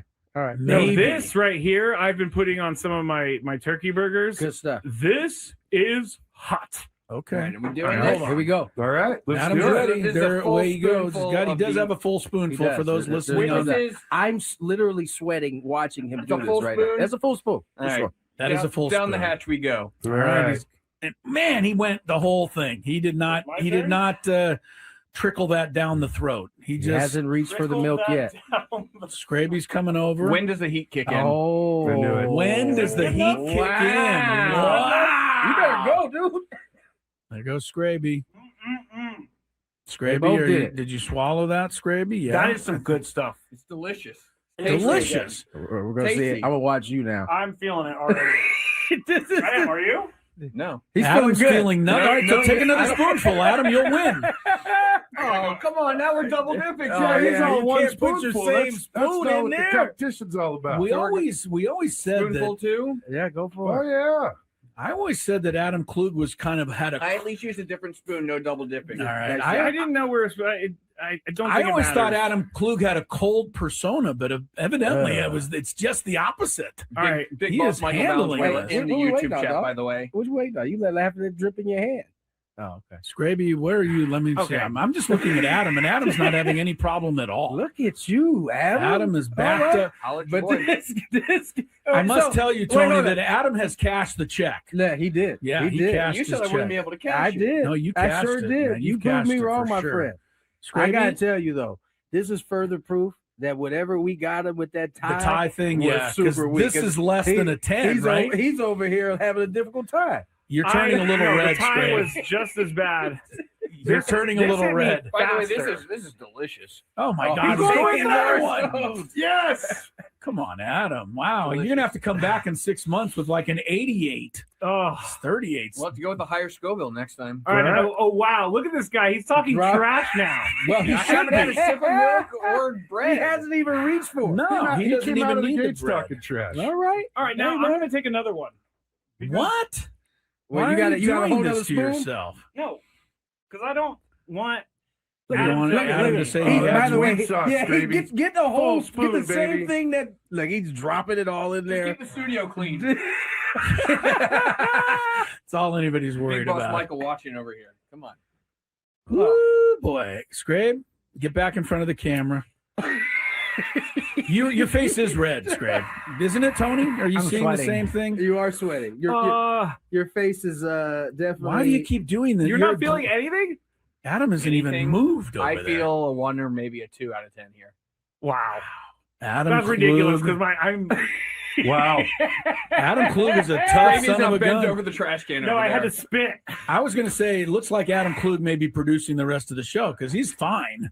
Scraby may need Scraby's to going to go the get bed. Yeah, assistance. Here's want the milk, dude. It might Frank work predicted better. that. No. Oh, did he? Frank Scraby's having predicted that. bread. Oh yeah, that Adam would just cruise through this with Frank no problem. predicted this. He did. Frank on the last show. I said know you Adam had would it have like no that. He problem. did. I got a newfound respect from Tony Gwynn Jr. Yes, here. you do. So- all right. So Skraby has the prizes for you, Adam. You have one, a jar of the ghost. You can have pepper as much of this salsa as you want at all and times. the Yeah. Mr. Lane's Roasty 38 chili powder. You should let me have that chili powder though. I think I do. I think I would do more damage. Started with off this. giving me the mild. And what is before they try, what is the heat index they're facing? Do we know? Or Well, you could look up the Scoville on a ghost pepper. yeah. It's one of the Suspect. world's hottest. There's a couple of hotters. Scoville's the Reaper measurement and unit. the Okay. X pepper and all of that. Thanks for the education because I did not know. I've allowed Yeah. milk and bread, but if I was So asked, tell I'd us have tell us said the no. actual rules of this. Like The rule Want to see if you is can do it. I guess you guys alternate spoonfuls until one of you can't. That's one of that's you not can't happening. do it anymore. Yeah, That's not happening. until you can't do it anymore. fools. I will take And one the winner, spoonful of Skraby, this. has a jar Yes, of it is. a couple of my jars. I think Products. they both are winners if they Hold pass on one this. second. I hate The to winners. say, yeah. Yeah, of course. There will be no back and forth. There will be one spoonful. Now I This is the one that he has right now. The 38, Maybe. Okay. All right. maybe. this right here, I've been putting on some of my turkey burgers. Good stuff. This is hot. Okay. All right, are we All doing right, this? hold on. Here we go. All right. Let's Adam's do it. ready. This is a There, full away he goes. spoonful God, he of does the- have a full spoonful He for those does. listening. on Witnesses. I'm literally sweating watching him That's do a this full right spoon? now. That's a full spoon. All For right. sure. That is a full Down the spoon. hatch we go. All All right. right.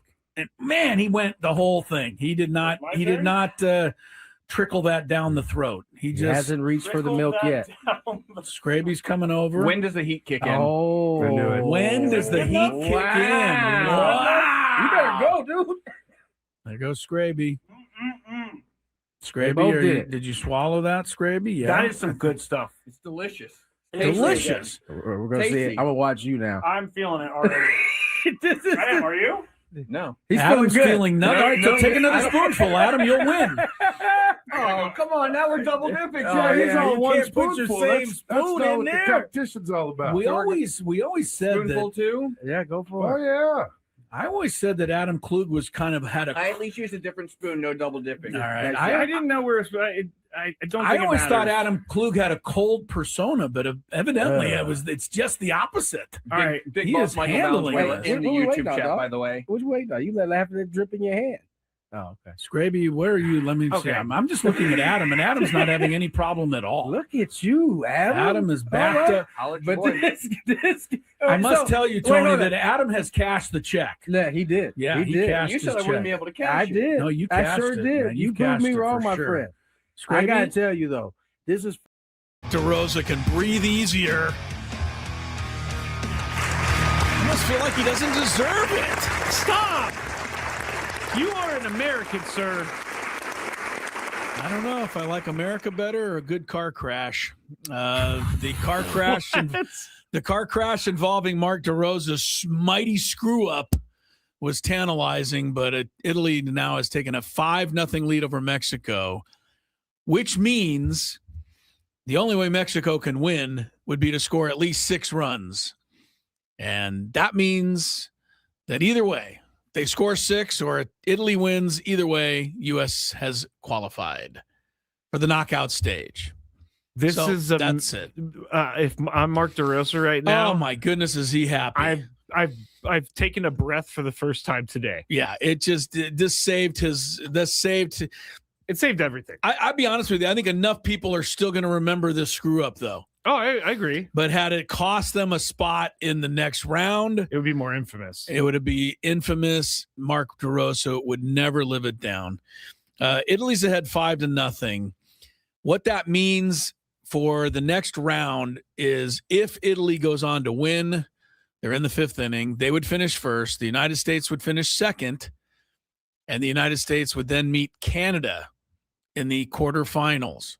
Are we ready for another U.S.-Canada showdown? We already knocked them off twice in the Olympics there in the hockey. Bring it. Bring in another one, you say. Bring it. Okay. So I don't know why I love country sports, but I do. You like country sports. Okay. I do love Team USA sports. Fair enough. Dominican Republic's ahead of Venezuela 2-0 thanks to a Juan Soto home run. Now, there is something that Gonzo put on the chat. Say Mexico does come back tied up and go to extra innings. That changes things. Right, because it's amount of runs per outs recorded. Yes. So, yes, maybe there's 1,000,000-to-1 shot now that the U.S. could get knocked out, but I think they're in the clear. I agree. Okay. I agree. NFL free agency is over. Did you realize that it's done? Wait, they have a window now? It came and went, from what I understand. Maybe I read this wrong, which is, wouldn't be the first time, but I'm pretty sure it's done. Let's see. A lot of action, though. Wow. The guys are moving right and left. Today, Bradley Chubb signs with the Bills. ESPN gives it a grade of C. I don't think it's any higher than a C either. Chubb's 30 years old. Let's see, $14 million a year. I just don't think he's that much of an impact guy anymore. I don't think there's a window, by the way. I actually don't think he was ever that much of an impact guy. Somehow Chubb became famous somewhere and started getting a ton of money. Dolphins gave him $110 million, so I don't know what they got for it. I don't. Let me just update that. I don't think that. Okay, you're saying that there's no window. There's a legal tampering period that is a window, so it comes before free agency. But I think free agency is just open now. Got it. All right, my bad. I read it wrong, which isn't the first time. One thing I will say about not Nick Chubb, he's a running back. Bradley Chubb, he was named Dolphins Man of the Year off the field. Evidently a really good guy. Okay, all right. Kobe Bryant. Yes, that one, the safety. Yeah. Has signed with the Bears. 3 years, $40 million. They give him a B for that. That's a tough name to live up to be honest with you. Right? Your last name's Bryant. Your parents name you Kobe. It's spelled different, but I love it. You don't mind it. I think he did he go to Cincinnati?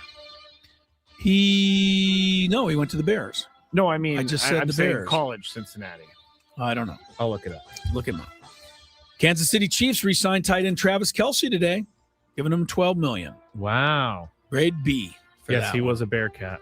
I don't know that Kelce's best days aren't way behind him, but he wants to play. Chiefs aren't going to tell him no. Yeah, that's They're true. just not. I don't think that was great news for Chiefs fans when Taylor Swift talked Travis into it. No, I think Chiefs fans are into it. You think they're happy to have Travis Kelce back? I think Until game 8. I think the smart Travis Kelce fan or Chiefs fan is not that happy because Kelce's not that good anymore. Oh, I'm sure there's Chiefs fans that are excited about this. I said know. this, but I think the real discerning Chief fan sees that he's not what he was. It happens to the best of them, all of them. Age. It does. Or what'd you say? What do we say? Age, undefeated? Father Time, undefeated. Yeah. Commanders signed an edge.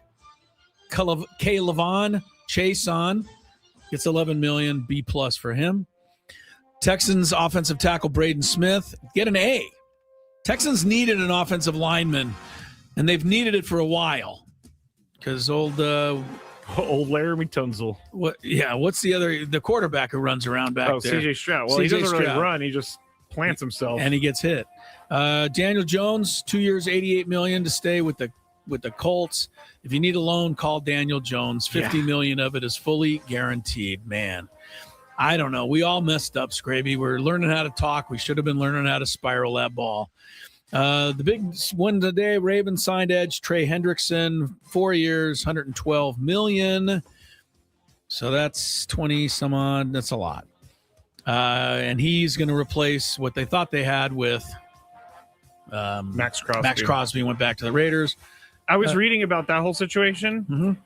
Their cap is a mess now because they spent some of the most money in free agency, and they expected for Max Crosby's money to come off the books. But we talked about this yesterday, you and I, before the show, and we should bring it up when we come back because we need to kill a little more time before our UCSD game. I don't understand the cap anyway. Yeah. It seems to me like, for example, and then we'll research this a little bit in the break, but like the Dolphins are paying $54 million of cap money to Tua. Yes. But 2 minutes after that, they signed a guy for $45 million. So what is the cap? Seems like everybody still has the money. So we'll try to figure that out. We'll take a break. Don't forget UCSD Hoops is coming up in about 25 minutes, but we'll fill the time till then. I hope from the first pitch of the year to the biggest games down the stretch.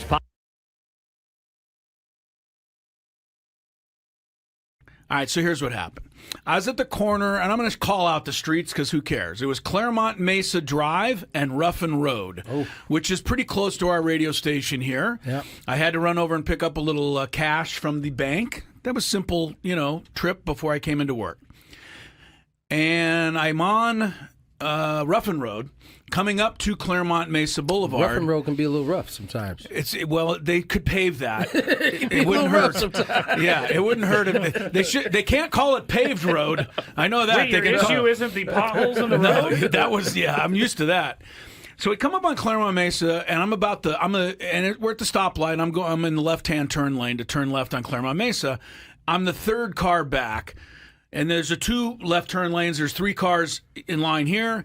And then the going straight is also red. And that is backed up each of the lanes. So that I've got cars on my right. I've got cars on my left. I got 2 in front of me. I got people behind me. No big deal. Light cycles through. And our turn doesn't come. Oh, no. So the cross traffic gets to go again. And then the people coming across in our direction, they get to go again. And then for a second time, they skip our turn. Well, that's what I thought. So now... Actually, you're not going anywhere. You're stuck. Right, you're stuck. You're not going anywhere. And my first thought, of course, as a good scout or, athlete, is to look around. Is there any way out?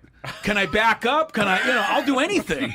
But there is nowhere for me to go. No. It happens a third time. Whoa. And I'm pretty clear at this point, this light's broken.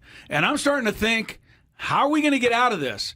Am I going to have to call, the police to come and fix it? No one's going to know it's broken. 911 emergency response. Yeah. Emergency. Ruffin Road in Claremont. The light is stuck. The light is stuck. And so this is 5 minutes probably, but you can imagine 5 minutes. No, that's a long time. time, right?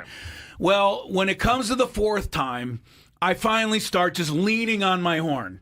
Oh. I'm trying to get... What are the people in front of you going to do? Well, because there was a moment, right, after the traffic comes this way, it paused. You want them to run the light. You could at least a couple people could run the light. We could get this going here. You want them to run the light. I did. Break the law. Well, they had to. Otherwise, we'd still be there. Anyway, so this is going on. So I'm starting leaning on my horn. The lady next to me looks at me like, what the hell are you doing? Good for her. Good for her. And good for her. Yeah. Kidding. I'm like, ma'am, kidding. are you just clueless? Were you going to sit here the rest of your life? She has faith that the light's going to turn eventually. Evidently so. If it had gone again, the guy next to me on this side rolled down his passenger window. That starts to go down. I think he's going to be mad. And he's like, what? And I'm like, I'm pretty sure the light's broken. Like, how do you not know this? We've all been sitting here for 6-7 minutes now. The 2 cars at the very front of the left turn lane are not budging. So they apparently are content to sit there for as long as it need be. They also have faith that the light is going to turn. But I have no faith. What gives them that faith? Yeah, but what gave them the faith? I mean, it had cycled through 4 times now. The 5th time, I was going to just have to get out of my car and walk up to that and go, will you please do something? Or get, and if you don't, and I would have, something. You know what I would have said? If you don't want to run the light, just get out of my way so I can run the light. I'm not sitting here the rest of the day. And finally, on the 5th time, the first 2 people ran the light, and the next person was able to get you know what I mean? And after a couple more cycles through, I got out of there. But I don't know. Did the light ever start working? I don't know. If you're at Claremont Mason Ruffin Road, you might still be there. I don't know. This was 45 minutes ago or so. Wow. So my question to you is, how differently would you have handled this than I did? And I'll start with you, Tony. Would there have been any difference, or do you know? I don't know if I would have laid on my horn. You would have just never laid on it. I think I might have maybe rolled down the window, see if I could talk to somebody, see what else. See if anybody else was in on it? I don't think I would have laid on my horn because, listen, what you're asking is for them to, which may not be easy for everybody, and that is the timing between when because they're waiting for their light to turn. Yes, right? they were waiting for the light's not going to turn. But that also then requires them to guess the exact kind of when the timing of when they can go. And you know what? Figure it out. I think a lot of people wouldn't be comfortable with running the light, with even running under the light. these circumstances. Well, I think not when there's other cars that could actually hit them. Okay, I think you are right, and the reason I think you're right is because of the 40 to 50 cars that were now piled up in my area behind me and around me. I was the only one honking. Right, and then nobody else thought to do this. All right, so here's what happened. I was at the corner, and I'm going to call out the streets because who cares? It was Claremont Mesa Drive and Ruffin Road, which is pretty close to our radio station here. Yep. I had to run over and pick up a little cash from the bank. That was a simple, trip before I came into work. And I'm on Ruffin Road, coming up to Claremont Mesa Boulevard. Ruffin Road can be a little rough sometimes. They could pave that. It wouldn't hurt sometimes. Yeah, it wouldn't hurt. They can't call it paved road. I know that. Wait, your issue isn't the potholes in the road? No, that was I'm used to that. So we come up on Claremont Mesa, and we're at the stoplight. I'm in the left-hand turn lane to turn left on Claremont Mesa. I'm the 3rd car back. As a USA baseball fan, breathe easier. Italy 6, Mexico nothing. Yeah, that means the U.S. has, I believe, unless there's something that they haven't told us about this tiebreaker, U.S. is going to be moving on to the next round.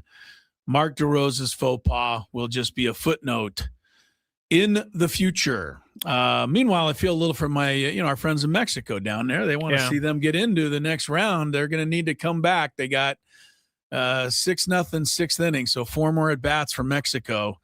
Otherwise, it's Viva Italia, not Viva Mexico. All right. Let's remind everybody that this is the happy hour, although they're not happy in Mexico right now. Yeah. The happy hour is brought to you by GL Pools, the company trusted by thousands of San Diegans to keep their pool sparkling, swim ready, expertly maintained. You notice how I don't say expertly anymore? Yeah. Got tired of taking crap for that. Really? Yeah. Call GL Pools now and say radio.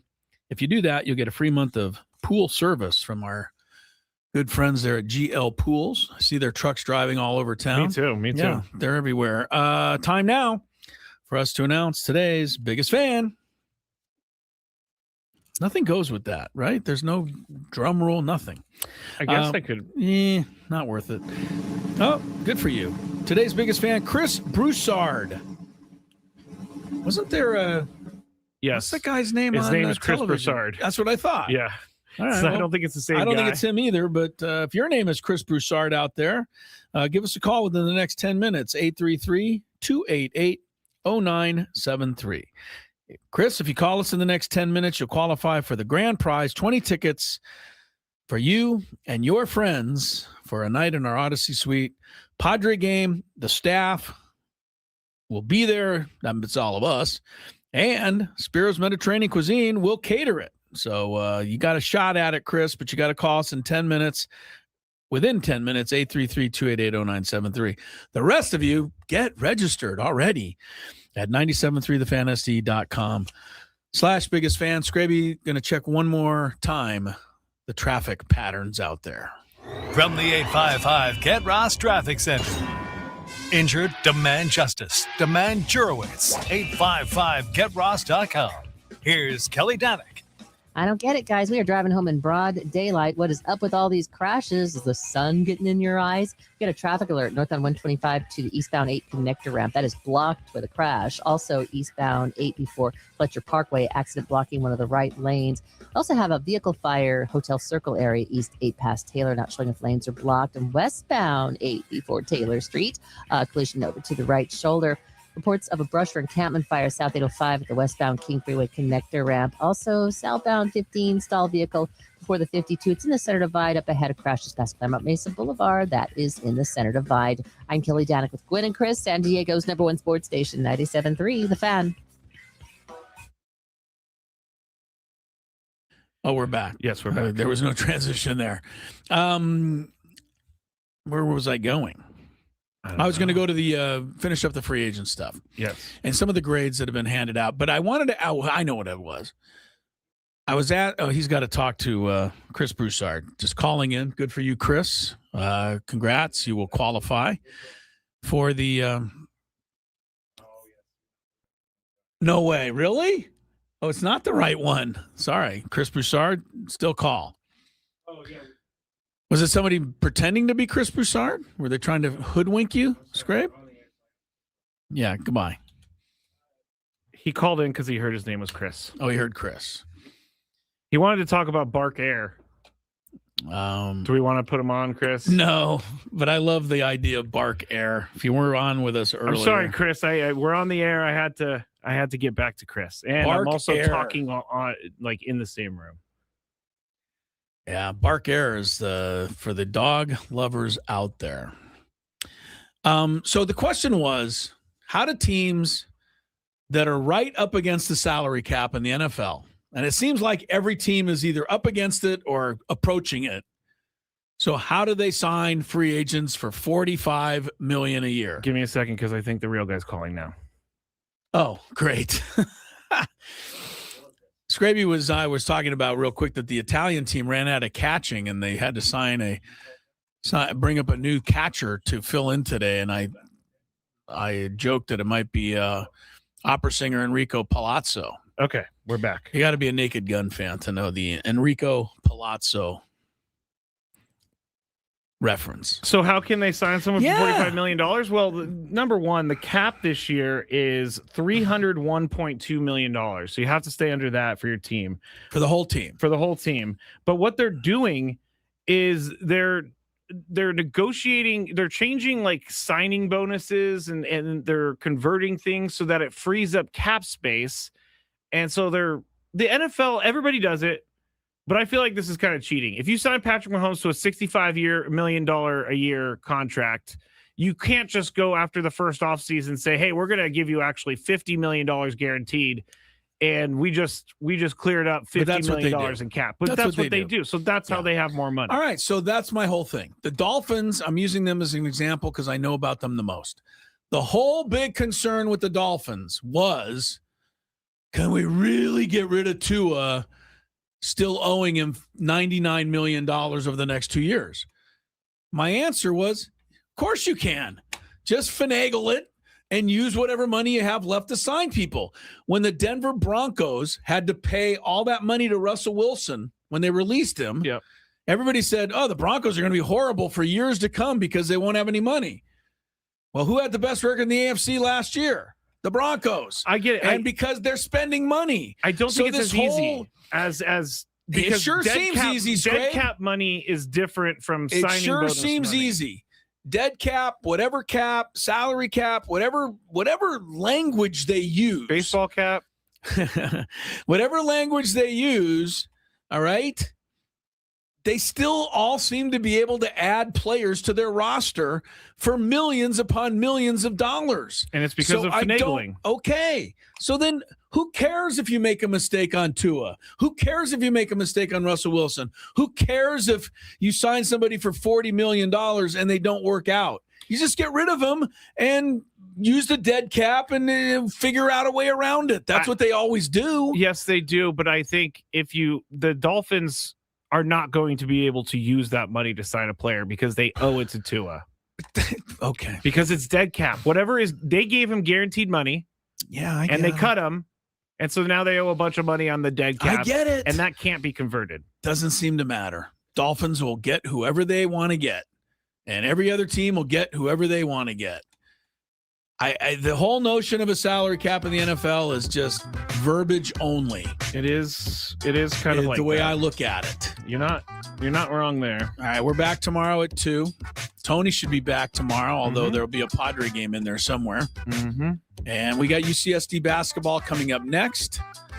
We got the United States through to the knockout stage of the World Cup. Thank goodness for Mark DeRosa. All you people cheering against the USA, gonna have to do it next game. Yeah, I'm wearing that. Thank you for being out there. For Skraby, Chris, stick around. Tritons next from Henderson, Nevada.